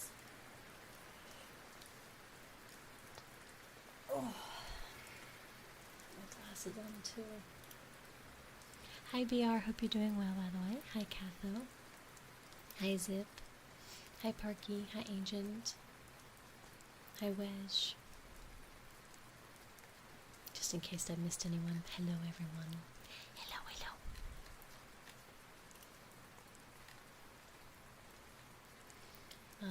Let's see. So we're up to story number 10. Story number 10. So we have 3 more after this one. So this is 10 out of 13.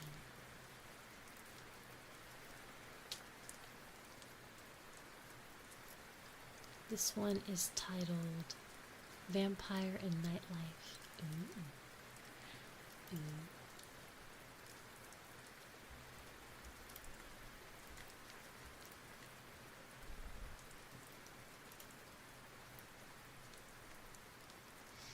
Dracula's nightcap.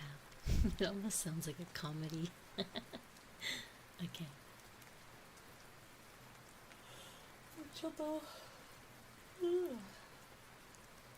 Okay. Is a vampire named Edward?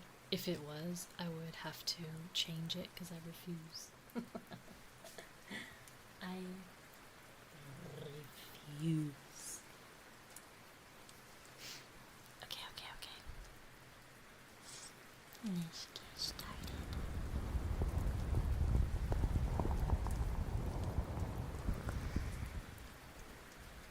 In the heart of the New York City, where the towering skyscrapers pierced the night sky, Lucy was a Lucy was a woman who had always been captivated by the beauty of the nighttime. She reveled in the shimmering constellations above, in the city's dazzling neon lights below. Lucy was a night owl through and through, a creature of the darkness. One evening, as the city's heartbeat pulsed with life, Lucy stumbled upon a bar unlike any other. It sat between two nondescript buildings, a hidden gem waiting to be discovered. The sign above the entrance simply read, "The Nightcap." Intrigued by its enigmatic aura of this place, Lucy decided to step inside. As she entered, the dimly lit interior seemed, to stretch endlessly into the shadows. The bar was sparsely populated. Save for a few patrons huddled in deep conversation, their voices hushed like secrets shared only among the night's chosen few. Behind the bar stood a man named Vlad. A tall and charismatic figure with piercing blue eyes that seemed to sparkle like sapphires under the low, sultry lighting. His jet black hair framed his chiseled face, and his smile was both inviting and mysterious. Lucy took a seat at the bar, and Vlad approached her with a smile that revealed a hint of perfect white fangs. "Welcome to the Nightcap, my dear," he purred, in a velvety voice that sent shivers down her spine. "What can I get you on this fine evening?" Intrigued by Vlad's presence, Lucy ordered a classic cocktail, a Manhattan, and began to converse with the bartender. They talked about life, the city, the allure of the nights, and the hours slipped away. Lucy found herself drawn to Vlad's magnetic personality. Weeks had turned into months, and Lucy became a regular at the Nightcap. Her friendship with Vlad deepened, and they often found themselves sharing stories that stretched far into the dawn. Vlad revealed his ageless wisdom, his love for art and literature, and his fascination with the mysteries of the universe. He was not just a bartender. He was a connoisseur of the night. Concierge of the night. A vampire who had witnessed centuries of history. One night, as Lucy sipped her Manhattan, she confided in Vlad about her fear of the dark, a fear that had haunted her since childhood. Vlad listened attentively, and a mischievous glint danced in his eyes. "I have a solution for your fear, Lucy," he said, a voice as smooth as silk. "Would you trust me enough to accompany me for a night stroll through the Central Park?" Lucy hesitated, but felt a strange sense of comfort in Vlad's presence. She agreed, and as the clock struck midnight, they left, the Nightcap behind, and ventured into the park, bathed in the moonlight.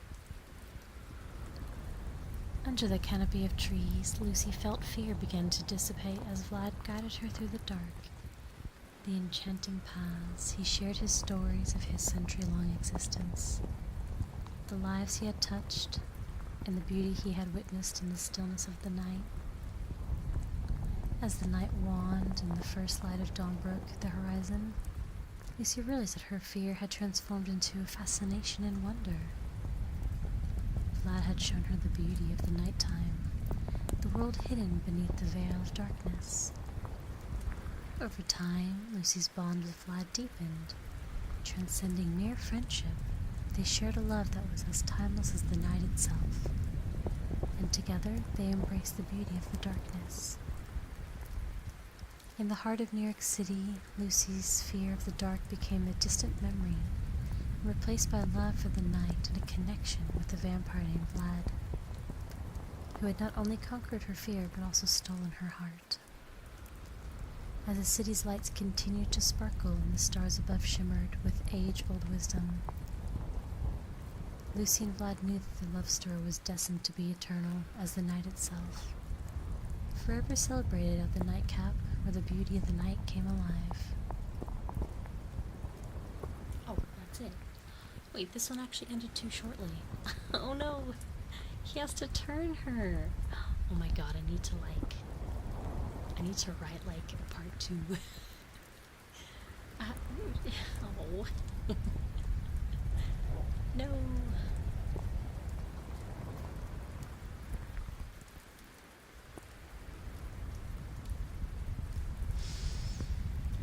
Hi, Boop. How are you?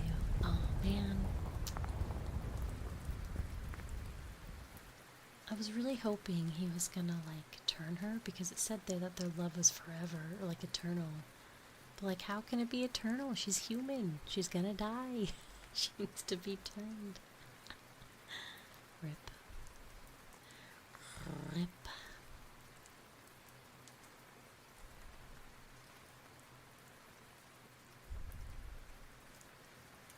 I'm okay, Boop. We're currently just doing short story reading. I'm up to number 11 of 13. So it's 13 total. There's just short stories, literally 5-6 minutes of reading, which I kind of like because we get to hear a bunch of different stories, but also I don't feel like I'm dragging out one story for too long either, which is quite nice. It's like a good balance. There we go. Wonderland Dreams. I'm guessing this is an Alice in Wonderland take, maybe?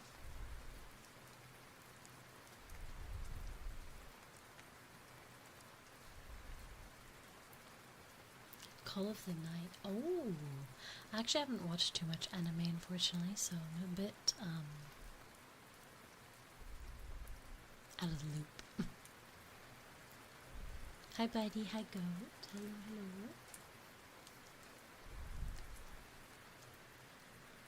Not too long that I get lost in where the story's going. Exactly. Only some of them have felt a bit too short, where I'm like, wait, I'm a little bit like, hang on. Give me a little bit more. But I guess that's a short story for you. It's literally that. A beginning, a middle, and an end within a single breath. Unlike my book goes forever.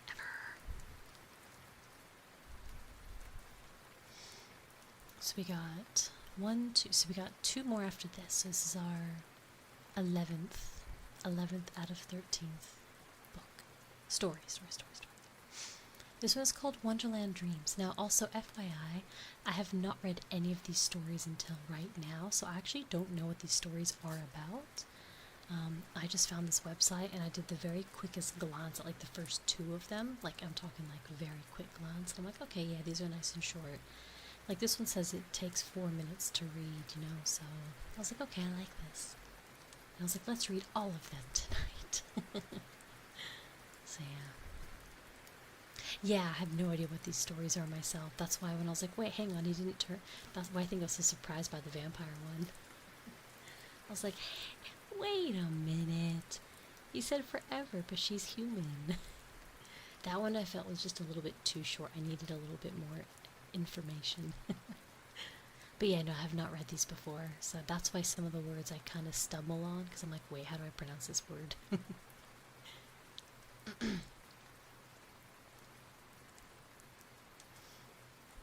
Like, there's a word here called cacophony.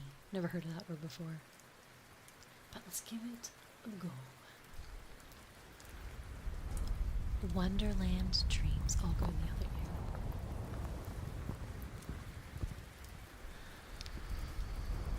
Okay. In the heart of a bustling city, where the hustle and the bustle of life seemed never ending, there lived a young woman named Alice. It is based on Alice in Wonderland. Alice was a brilliant but perpetually stressed corporate worker. Cacophony is like a lot of noises. Oh. Interesting. Constantly caught in the relentless race against time, every day she would wake up to the cacophony of alarm clocks, rushing through her morning routine, and plunge headlong into the relentless grind of meetings, deadlines, and paperwork. Cacophony? Yeah, I only have to say it once. Her life was a blur of Excel sheets, conference calls, and endless emails. One particularly glooming day, Alice found herself seated in yet another dreary corporate meeting. Cacophony's better.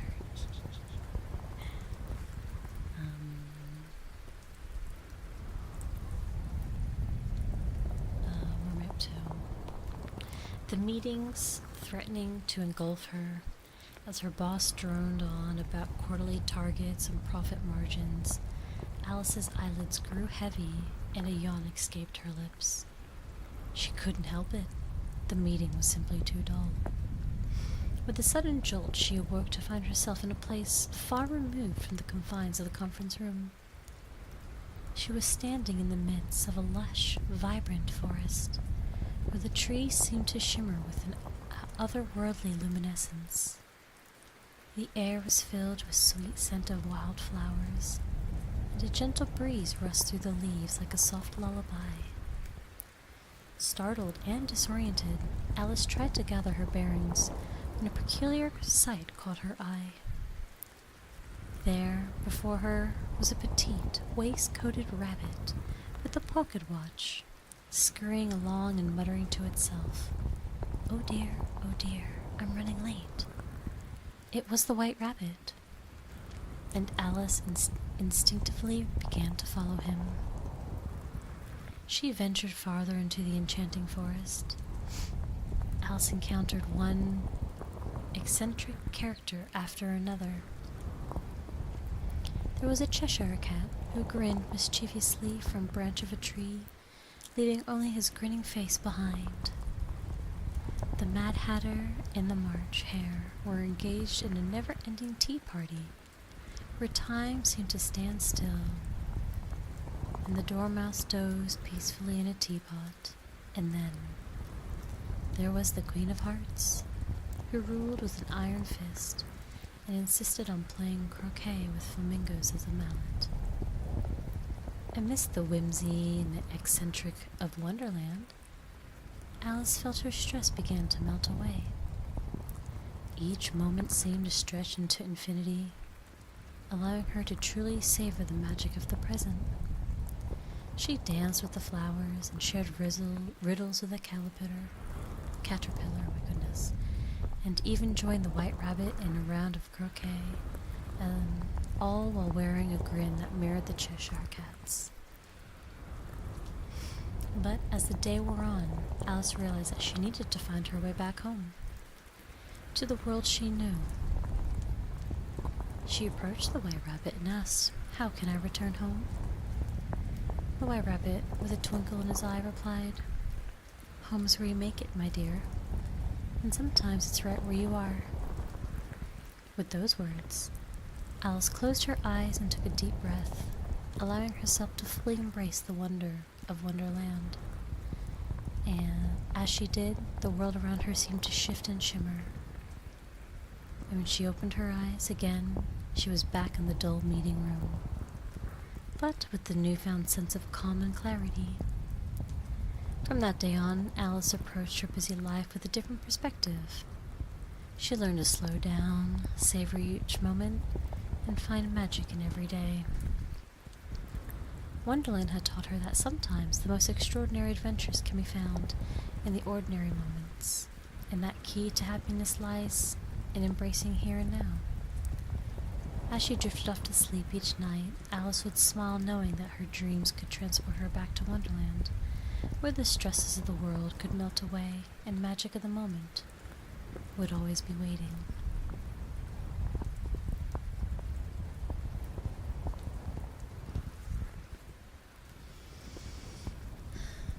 Hi Majestic, hi Andy, hi Kettle, hi Four, hi Wolf, good morning, hello, hello. Listening to your beautiful, oh shush, Genjo, I'm gonna slap you. No. No, no, no, no, no.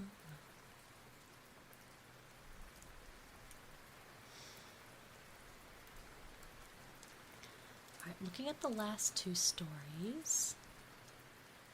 Looks like they both might be horror ones. Alright, let me grab them. Doing really good on time too, 2 hours. 2 stories in 2 more hours.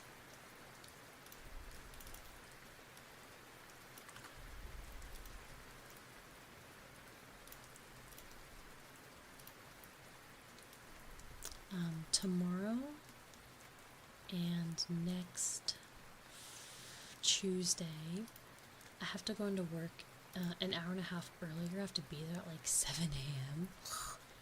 So I can't go to bed too late tonight. So this is actually like working out very, very, very well for me. This is a very hot butcher, by the way. Why so early? Emergency patients. People apparently that are in such pain that they can't wait for an opening, so we have to come in earlier for them. We should just have a 24-hour clinic, I swear. The things we do for patients. R.I.P.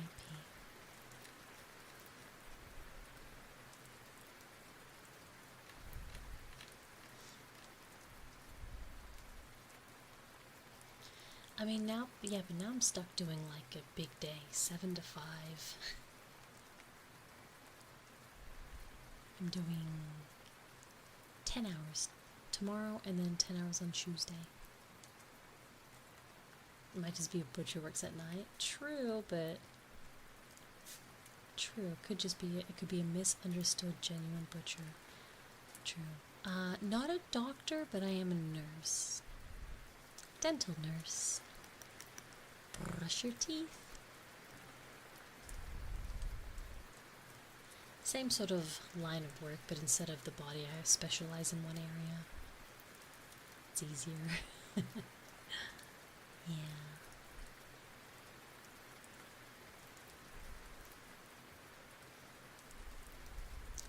I need water. This is a lot of talking.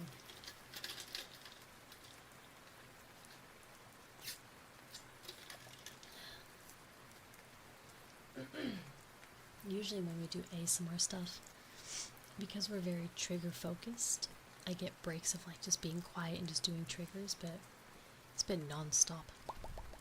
Talking, talking, talking. Okay. Second last one. 12 out of 13. The Midnight Butcher.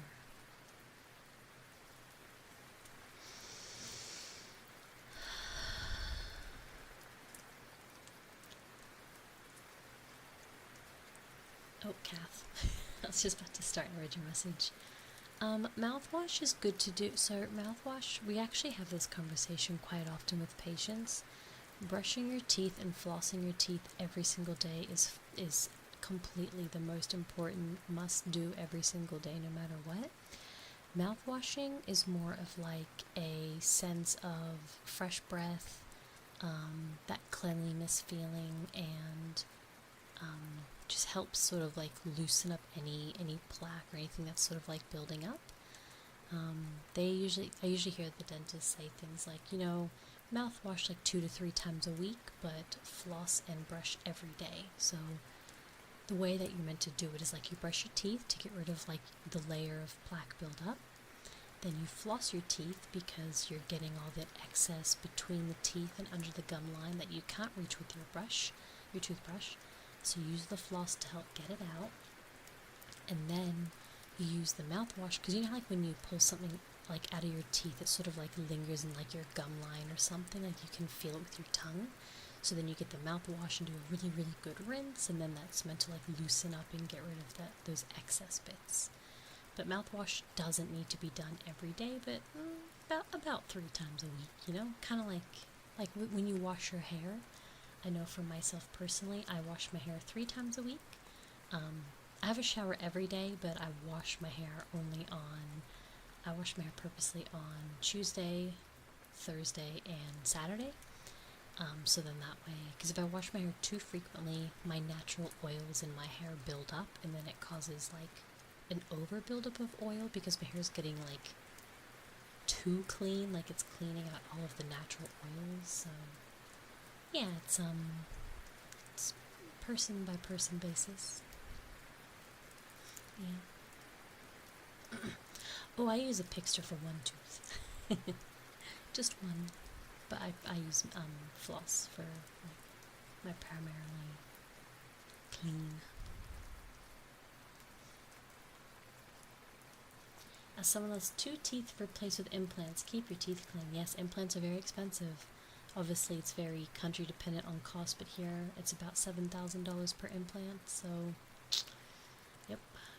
Once your teeth are gone, you're screwed. Don't lose your teeth. They're important. You only get 1 set after you lose your baby teeth. Fun fact, I still have a baby tooth. So do I, Genji, but that's just because I'm surrounded by floss. I'll literally be at work and like we're like we'll have like one patient that maybe canceled, so we have like 20 minutes spare, and I'm like, it's maybe an hour after lunch. I'm like, so I'll quickly grab some floss, go to the bathroom. So do I.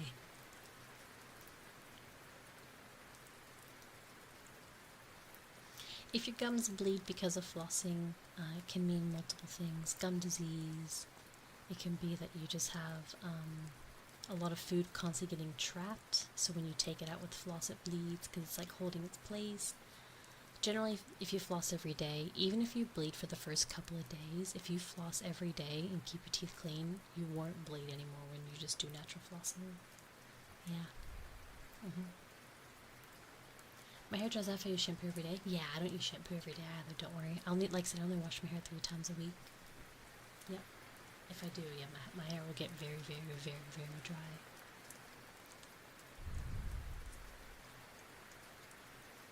Hey, no worries, Tatsuya. Have a good night. Thank you so much. Hi, Athol. Hi, Cuddle. No, I'm not in the U.S. No. I'm in Australia. I still remember the last time you talked about dental stuff, everyone was like, alright, I'm gonna go brush my teeth. Good. More awareness. Unfortunately, dental talk is very under discussed in a lot of, well, everywhere, any country, everywhere. Like, it's not a very high priority for a lot of people. A lot of people unfortunately neglect how important their teeth are because they just don't think about it, right? So it's like people only ever go to the dentist once they're in pain. So that's usually why people are scared of the dentist, because they associate dentist equals pain. But really, you're meant to go to the dentist for preventative care, but because you neglect your teeth to get into pain, you then have to go to the dentist to fix it, and it's like this weird, unnecessary debacle about the dentist is not as bad as you think. I love it when we get patients that just come in, and you're like, hello, welcome, come have a seat in the chair, and the first thing they do is they go, I hate the dentist. And you're like, okay, well then go away. Like, I'm sorry, but if you have that little care for us helping you, then, like, fuck off. Obviously, I'm very polite and I don't say shit, but my inner monologue says otherwise. It's just so rude. It's just so rude to say that. It's like going to the it's like going anywhere and telling them how much you hate what they do. It's like just something you don't say. You know what I mean? Like it's so annoying.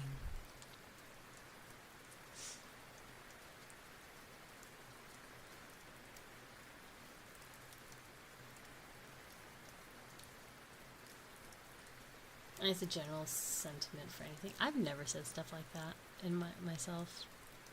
I've never once like gone anywhere and just been like, I hate this. Like, shh.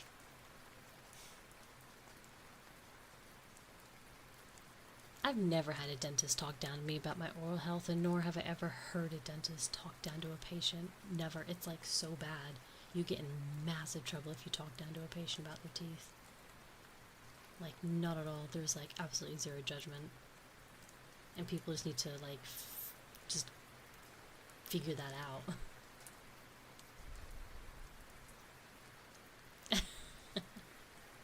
You know what's funny, Hector? Pretty much. Pretty much that.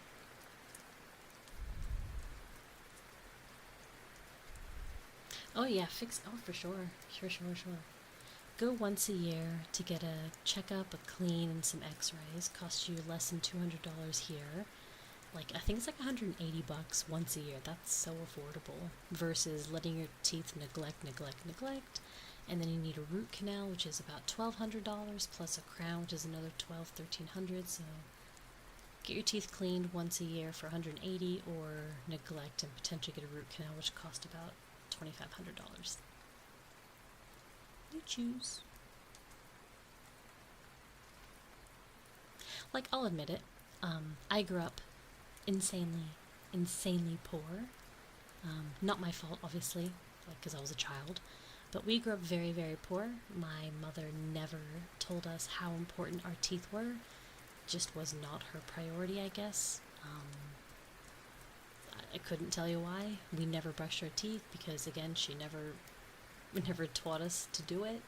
So, unfortunately for me, I have had a root canal on one of my teeth. In my defense, it's also my baby tooth. I have a root canal on a baby tooth because it's my only little one left. But yeah, like, obviously I just did not know how important teeth were until I became an adult and I started, doing my own research, and now I'm just like, brush your teeth.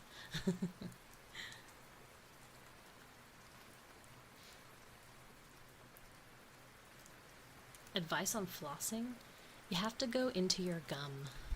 You can't just floss up and down between the teeth. You have to, like, go into the gum. You can, if you look in the mirror and do it very slowly, you can reach your floss nearly halfway down the tooth's gum line, and then you kind of like want to scrape against the tooth as you bring the floss back up, because then you're like scooping the plaque out of your tooth. It's really hard to explain, but I'm pretty sure there's some really educational YouTube tutorials on how to proper floss from like genuine dentists, like channels and stuff. But don't be scared to go dig in there, because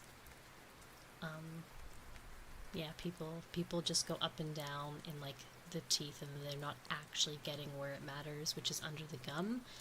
And then they're like, but I brush my teeth every day and I floss, why are my teeth yucky? It's like, because you're not going deep enough. Brushing teeth too much is bad? No, you're meant to brush twice a day. Unless you're talking like 5 or 6 times a day, well then yeah, I guess, but you're just brushing twice a day. It's fine. I used to have a baby tooth. She never came out. She just stuck in there. Baby teeth only come out when the adult tooth pushes it out. So technically there can be many adults out there with like multiple baby teeth.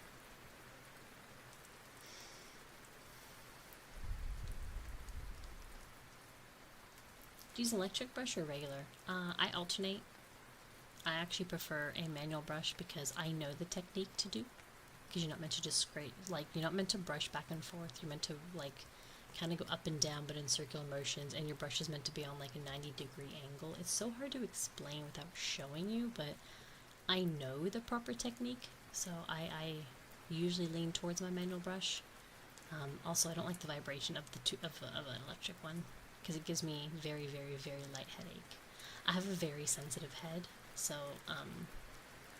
very minimal stuff cause me to get headaches. This is like something I'm trying to work out with my doctor, but yeah, if I use an electric toothbrush for more than like 2 or 3 minutes, I get a little headache, so.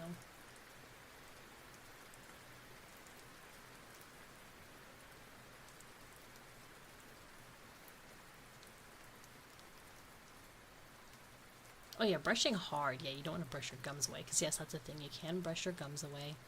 Yep. You need proper techniques. And look, don't be shy. Don't be shy. Bring your toothbrush with you. Go to the dentist. Be like, hey, this is my toothbrush. Can you show me the techniques? They'll hand you a mirror. They'll grab your toothbrush and they'll show you how to brush your teeth. Don't be scared. Don't be shy. And if it makes you uncomfortable, just ask if you can close the door or something. Be like, hey, I just want to ask you a question, but I'm a bit embarrassed by it. Do you mind if we close the door? Like, it's literally their job to teach you how to brush your teeth and to take care of your teeth, because it's all about preventative care.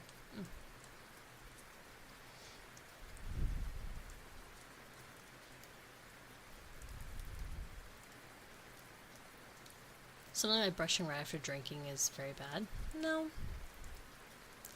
I mean, soda is bad for you, so brushing your teeth and getting rid of all that sugar is good. It's a good thing. At the very least, you don't have to brush after having a drink. Just literally grab a glass of water and just like rinse your mouth out. Literally. So like, have your drink, take your 5 or 10 minutes to finish your drink, and then just go to your bathroom and fill your mouth up with water and just give it a rinse out. Kind of like mouth washing, but without mouthwash. Because you're just sort of like helping getting rid of that layer of, you know, sugar on your teeth.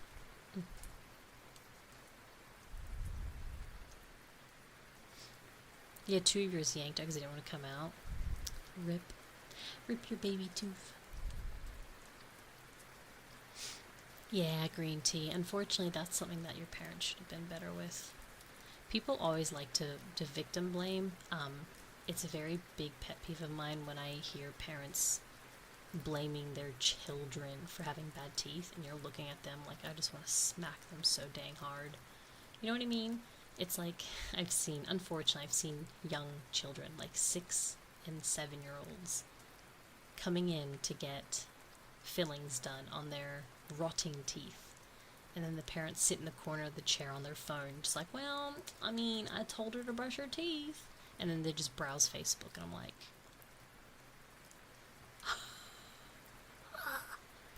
now those people we judge in our heads, and then we gossip afterwards. Because that's just straight up neglect. So, up until you're literally an adult and you move out of home, it's your parents' job to help you. Not necessarily hold your toothbrush for you and brush your teeth as a teenager, but it's their job to remind you, be like, hey, child, like, don't forget to brush your teeth before bed, come give me a good night kiss so I can sniff, you know? Like, it's their job. So, the whole, well, I mean, I told him to, but if he didn't, that's not really my fault. It's like, yes, it is. You're an adult. I mean, you're his mother or father. It's your role to take care of your child and teach them. Hello. Simply telling them, brush your teeth. Of course, they're going to do it.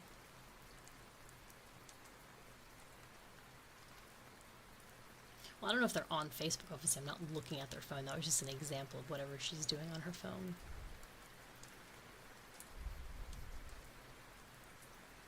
After you brush your teeth, they say you're not supposed to rinse. You're not supposed to, but it's not the end of the world. It's because, like, you're meant to, like, spit. You're, like, meant to spit, but then, like, leave the, what do you call it? Oh my goodness, the word.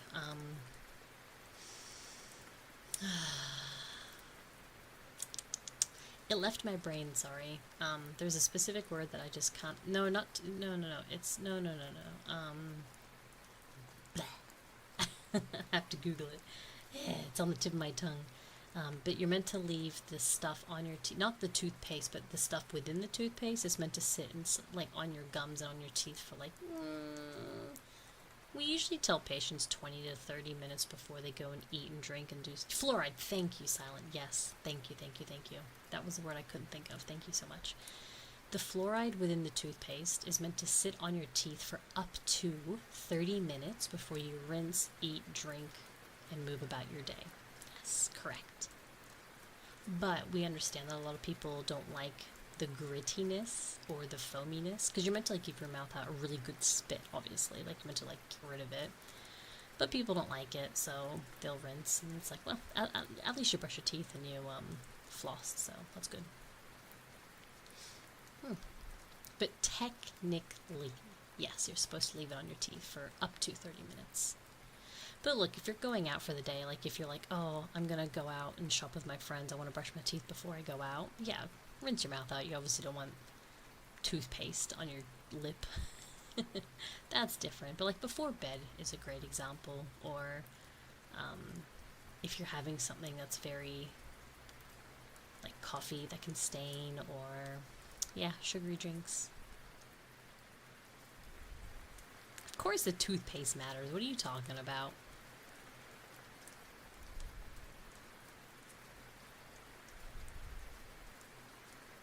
Hello, Croc. Hello, hello.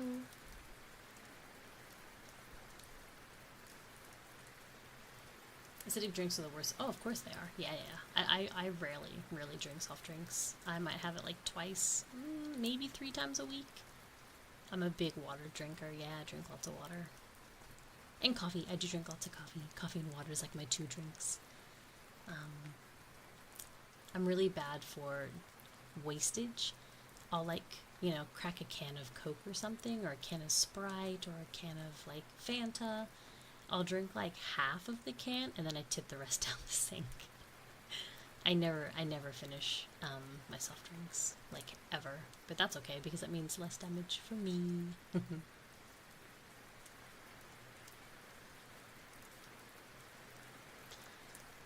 I mean, Colgate's safe, right? I personally use Sensodyne, but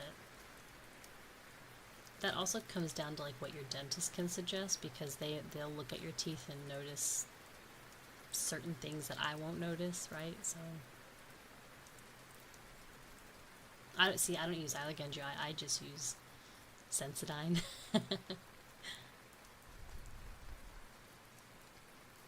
Keeping toothpaste on for 24 hours to blind with my Ganesh. Honestly, don't brush your teeth expecting them to get whitened. Like the very minuscule dot amount of like actual whitening in toothpaste is very, very, very, very minimal. That it's just a gimmick. It's just a gimmick. I mean, sure, if you brush your teeth every single day for a year, you might get a little bit lighter, like a little bit lighter, but it's just them trying to get you to buy their toothpaste. Like, if you genuinely want whiter teeth, just go to the dentist and get it. Like I did. I got at-home trays, so I had them make upper and lower molds of my teeth, and then I got the whitening. So they did my trays for free because obviously I work there, but they did my trays. I actually got to melt them and cut them down to my teeth, so like I got to make my own trays. It was kind of fun.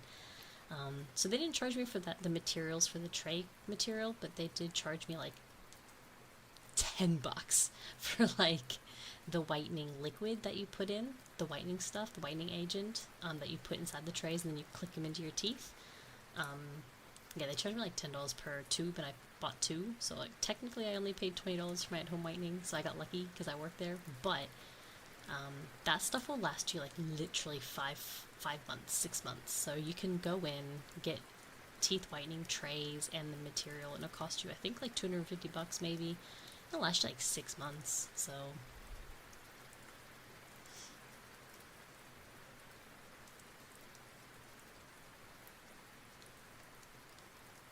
I got great cleaning. Yeah, it's always fun to see people that come in with like very, very, very bad callus buildup, and then like you have to like suction all the nasty like buildup behind their front lower teeth, and you can hear it like in the suction. It's like it's like little rocks getting sucked, and it's so disgusting. You're like, ugh, so nasty, but it's also satisfying to like watch it happen.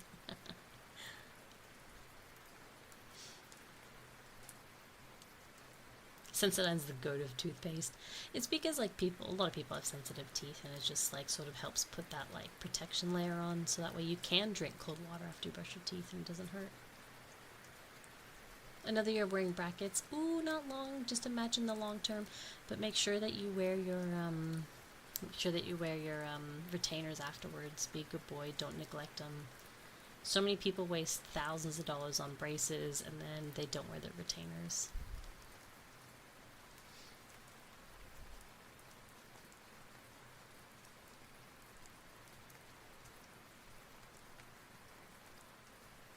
A Sensodyne too. Is discolored tooth normal? I mean, no. If it's discolored, go talk to your dentist. Like, I guess it depends on how discolored. Like, what are you talking about? Is it like slightly yellowing? Then that's just natural teeth yellowing. Then yes, get it whitened. But if you're talking like a black tooth, you might want to go see a dentist.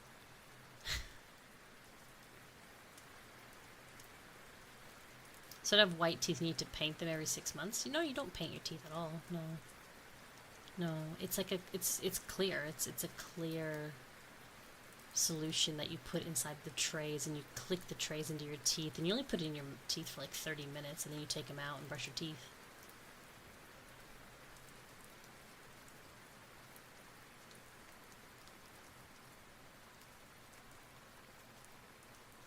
Good night, oh no, good night, good night, good night. Sleep well.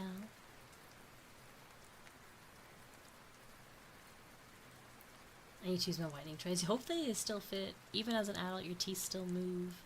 And if you, sometimes your trays weren't fit properly if your teeth have moved a bit. The cleaning hurt? Oh, see, a cleaning shouldn't hurt, so that could be something. I don't want to say too much because I don't want you guys I don't want to be Dr. Google and you Google your own symptoms, you know. But technically, a clean shouldn't hurt, no. I had my teeth cleaned like literally 2 weeks ago. I was due for my clean around my birthday, so. Yellow teeth are presumably stronger. I mean, it's just your, well, not really. Like, yellow teeth is just the staining. It's the staining of the stuff you eat and stuff, right? And all you're doing is you're putting on. I mean, I disagree, but.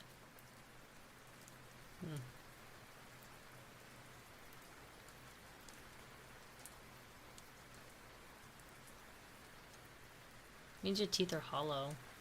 What, if you have a black tooth? Not necessarily. If you have amalgam fillings, they can actually dye your tooth. And your tooth could be perfectly healthy, but because of the amalgam metal filling leaking out, it just makes the rest of the tooth go black.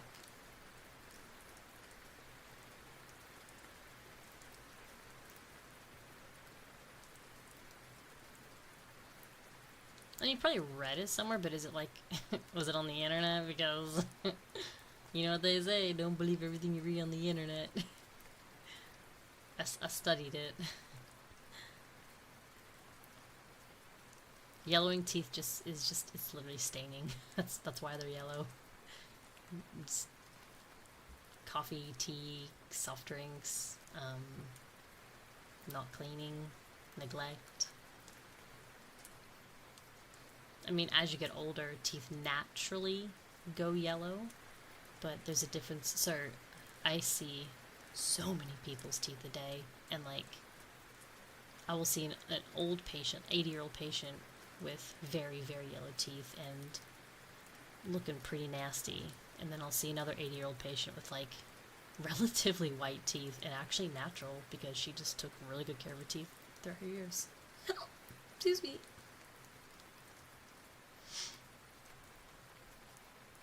That's supposed to be a joke. I probably wouldn't joke about stuff like that because people will take things like that seriously.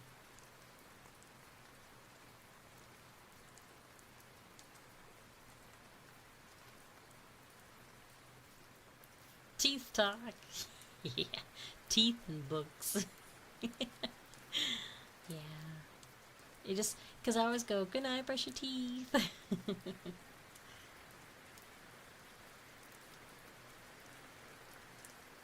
for teeth. We were always supposed to do like a Q&A type stream, but we never did. Just hasn't happened. No, I do not want to run my own clinic. Oh goodness, no. No, thank you. I don't want to do. I don't want to do any. I don't want to run a business. Heck no. I just want to go in, do my job, and go home. I work so I can live my life. I don't want to live my life dedicated to working. And if you run your own business, that's exactly what you're gonna do. No. I'm the nurse, so I work with dentists. Yes, I'm not the one that does the treatment, but I do partake in obviously the treatments. Yes. So I'm in the room and I like watch the procedures every single time and hand the instruments and take things out of the mouth and move things around, and it's a joke amongst us nurses that we work harder than the dentists because we're the ones that actually work. Because so the way it works is like, and this is in every clinic I've ever worked at, is like the nurse will go in and set the room up for the patient. So we'll set up the instruments, we'll set up the stereo, we'll set up the chair, we'll set up everything. The dentist side, the nurse side, right? Then the dentist walks in, like, good morning, let's bring the patient in. Cool, we go and we get the patient. So we have to go to the front and get the patient. We bring them back, and then the dentist will talk to them about their plans, they'll talk to them about their treatments and blah, blah, blah. Cool. We sit down and we get ready to work. So now the dentist does their job and fixes the teeth or cleans the teeth. And we sit there next to them and we assist in, like, suctioning any water. We pass the instruments. If they need us to leave the room to go grab a special item, like a special instrument that they don't have, we de-glove, sanitize, go out, grab the instruments, come back in, hand it over, re-glove, re-mask, sit down, continue. There'll be plenty of times where I'll get out of my chair like 6-7 times in a single patient because the dentist just needs all of these random items that we just don't have like in the room because it was just unprepared, because like it was like a spontaneous change. Like it'll happen plenty of times where someone will come in for a filling, but then it turns out they need a root canal. So it's like, oh my god, nothing's set up for root canal. So then I'm running around like a madman. But then, so now the dentist finishes with the patient. They're like, okay, cool, we're all done. Thank you, goodbye. We then walk the patient back to the front desk, and then we go back to the room, so we're running around. This is all while the dentist just sits there, by the way. So we walk back, and then we clean the room, so we call it swabbing. So we sterilize the chairs, the instruments, the sections, like everything. We clean everything top to bottom. We take all the dirty instruments into the sterilization room, which is where we then do like a whole ass process, and it's a whole ass process. Again, the dentists don't do any of that stuff. And then we grab a clean tray with all clean instruments, go back to the room, and then we reset up for the next patient, and then rinse, repeat. We get them, and so the only thing the dentist does is they talk to the patient, they do the treatment, and then they go and sit down and wait for us to do our job, which is running around and cleaning and preparing and setting and sitting, and it's very exhausting. And I always find it so hilarious because, like, at the end of the day, like, we know the dentists know that we work hard, because at the end of the day, they always have cheeky comments like, oh, thank you for your hard work today. And you're like, motherfucker. Or they'll be like, oof, I'm feeling a little bit tired after today. And we look at them with these like, are you serious? Because they're like obviously poking fun because they know that we have to run around and stuff. So it's like a nice little dentist nurse like friendship that you sort of build up. But yeah. The nurse is definitely... Oh, and there's so many... I have so many Instagram reels of, like, relatable dental nurse, like, reels that I watch, and a lot of them is stuff like when the nurse isn't in the room and the dentist can't find the instruments, and the dentist, like, running around trying to find stuff, because they don't put things away like we do it, right? So the dentists don't know where things are, because we do it all. Like, we're the ones that clean it, put it away, stock, all of that stuff. So, like, it's funny when the dentist tries to find an instrument and they don't know where it is, so they always have to ask a nurse. And I was like, hey, relatable. But yeah, that's why after my shift, I'm always coming home, like, as I'm streaming tonight, I'm wrecked. I've done, like, 15,000 steps, and I haven't even left the freaking building. So, tomorrow I do have to start at like 7 till 5, so I'm gonna be so tired tomorrow. Meh. Speaking of, it's 11:30, so yeah, I should go.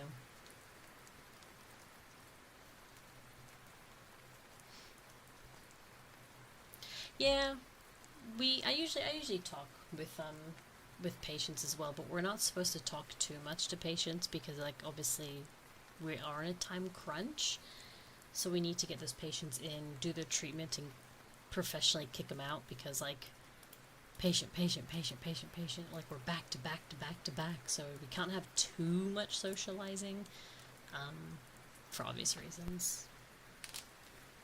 A dentist sitter. Yeah, feels like it.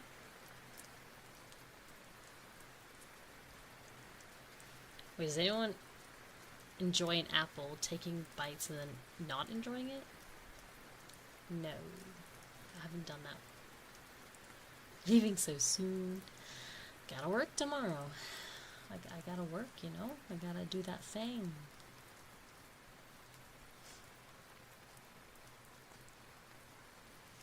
I appreciate the friendly interaction. Yeah. I haven't... The place I work at currently is very respectable. They're very polite, very respectable. I appreciate their hard work.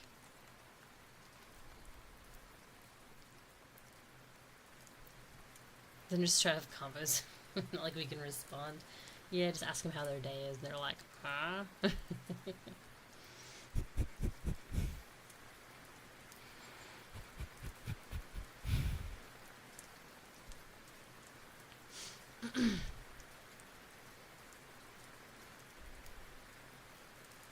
Yeah, hygienists can only do cleans. They can do fillings on children, but they can't do fillings, extractions, root canals, crowns. Like, hygienists are not qualified to do those sort of treatments. So yeah, generally the hygienist will do the clean, and then when they finish, the dentist will walk in and just do the examination for like a minute or two, just to examine the teeth, make sure everything's good, healthy, look at the x-rays. Yep, cool.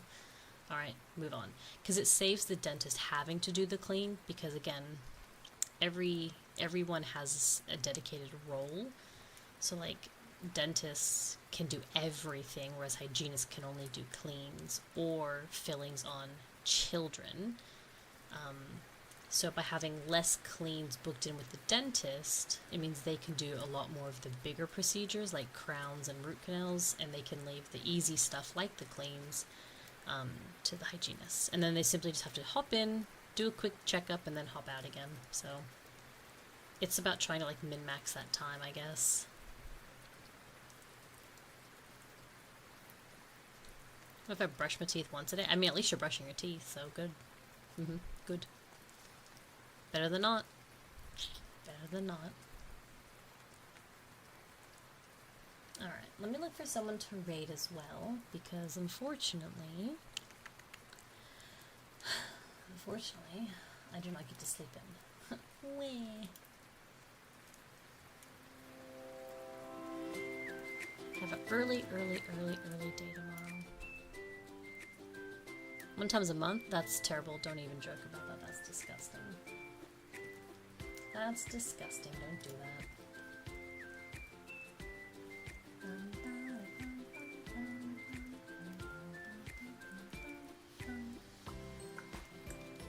Let's look for someone to raid.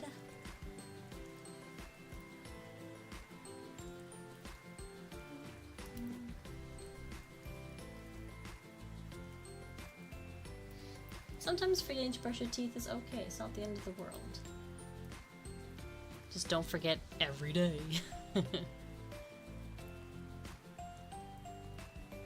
I can't stand it. I can't stand the furriness on my teeth. I can't stand smiling in the mirror and just seeing things in between my teeth. I think it's absolutely disgusting. And also obviously it contributes toward, like, you know, stinky breath and, you know. I'd hate to kiss someone with, like, that nasty stuff in their mouth. It's so gross. That makes it hard for me to want to kiss anyone, by the way. Like, I'm so, like, pedantic now with teeth that, like, I look at people and I always look at their teeth because, like, obviously I'm, like, built for that now. And like I can see stuff between their teeth. I'm like, you're disgusting. Ew. Obviously I don't say it to their face, it's all in my head.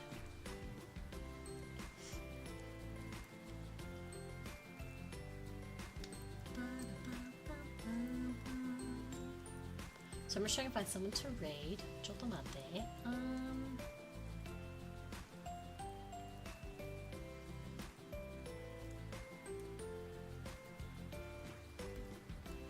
The only person doing ASMR is Spirit. Or Vivi doing chatting. We'll go raid Vivi. She's had a bit of a hard month, so let's lift her spirits up, I think. I think it's a good idea.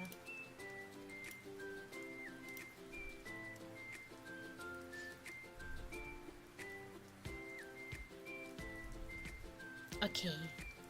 Good night, everyone. I hope you guys have a wonderful morning, afternoon, evening, and night wherever you're in the world. Thank you for coming in and hanging out with me. Hope you eat well, sleep well, dream well, brush your teeth, be good boys and girls. I will see you guys on Sunday for... Oh, I lied. I'll see you Saturday. So we're going to be over on my games channel on Saturday. We're going to continue Core Keeper. Yes, I have 2 channels. I don't do games on this channel. This channel's ASMR. But we do have collabs and games over on my alternate channel. So if you want to vibe with me on Saturday in Core Keeper, I'll see you there. And if not, then I'll see you back here on Sunday for a confessions stream. Let me quickly post the link for anyone that is new and hasn't seen it.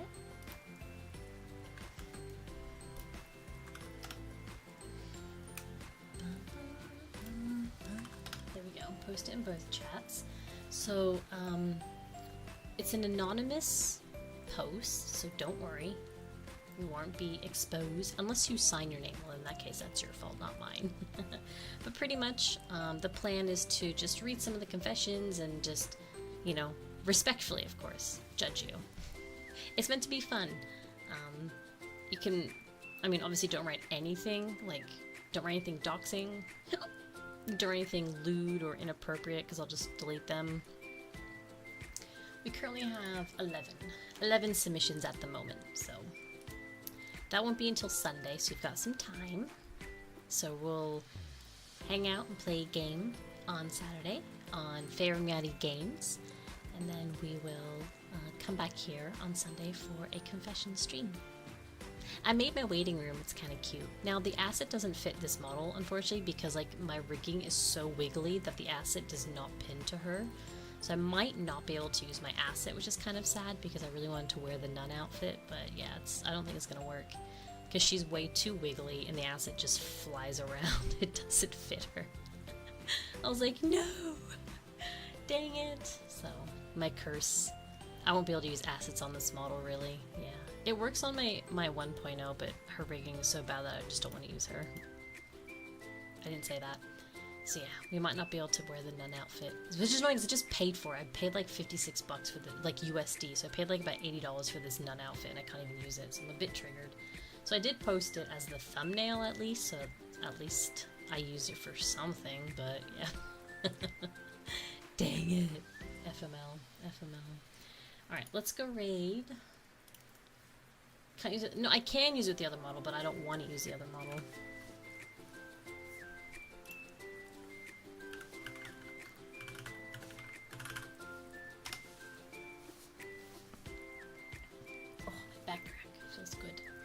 We're gonna go raid Vivi. Vivi sometimes does ASMR. She's not primarily like I am, but she does sometimes do ASMR. Tonight she's just playing a game. Or no, sorry, she's doing just chatting. She's like boxing up some stuff because she's moving soon, so she's just doing like a boxing with stream. So she'll be at normal volume, but I spoke relatively normal volume tonight because we were raiding stuff. So tonight won't be as quiet, so it should be totally fine. Oh no, Jury, we're literally just raiding. I'm so sorry. Judy! Oh, my darling, you're so sweet. Thank you. We'll double raid. I have to work so early tomorrow, so I can't stay up late. Unfortunately. I apologize. I love you. I love you. Last minute. I do. No, you're fine. You're fine. I have to get up very early for work tomorrow, like 6:30 in the morning, so I need to head off to bed. But we're gonna go raid my friend Vivi. She's a darling. So I love you so much. You're such a sweetheart, Jody. Arigato daisuki. Thank you, thank you. You're so sweet. I'll see you guys Saturday for games or Sunday for ASMR, okay? Have a great morning, afternoon, evening, and night. I love you so much. Jody, arigato. Thank you. I love you. Thank you. I'll see you guys later. Bye-bye. Bye-bye. Bye-bye. Bye-bye. Bye-bye.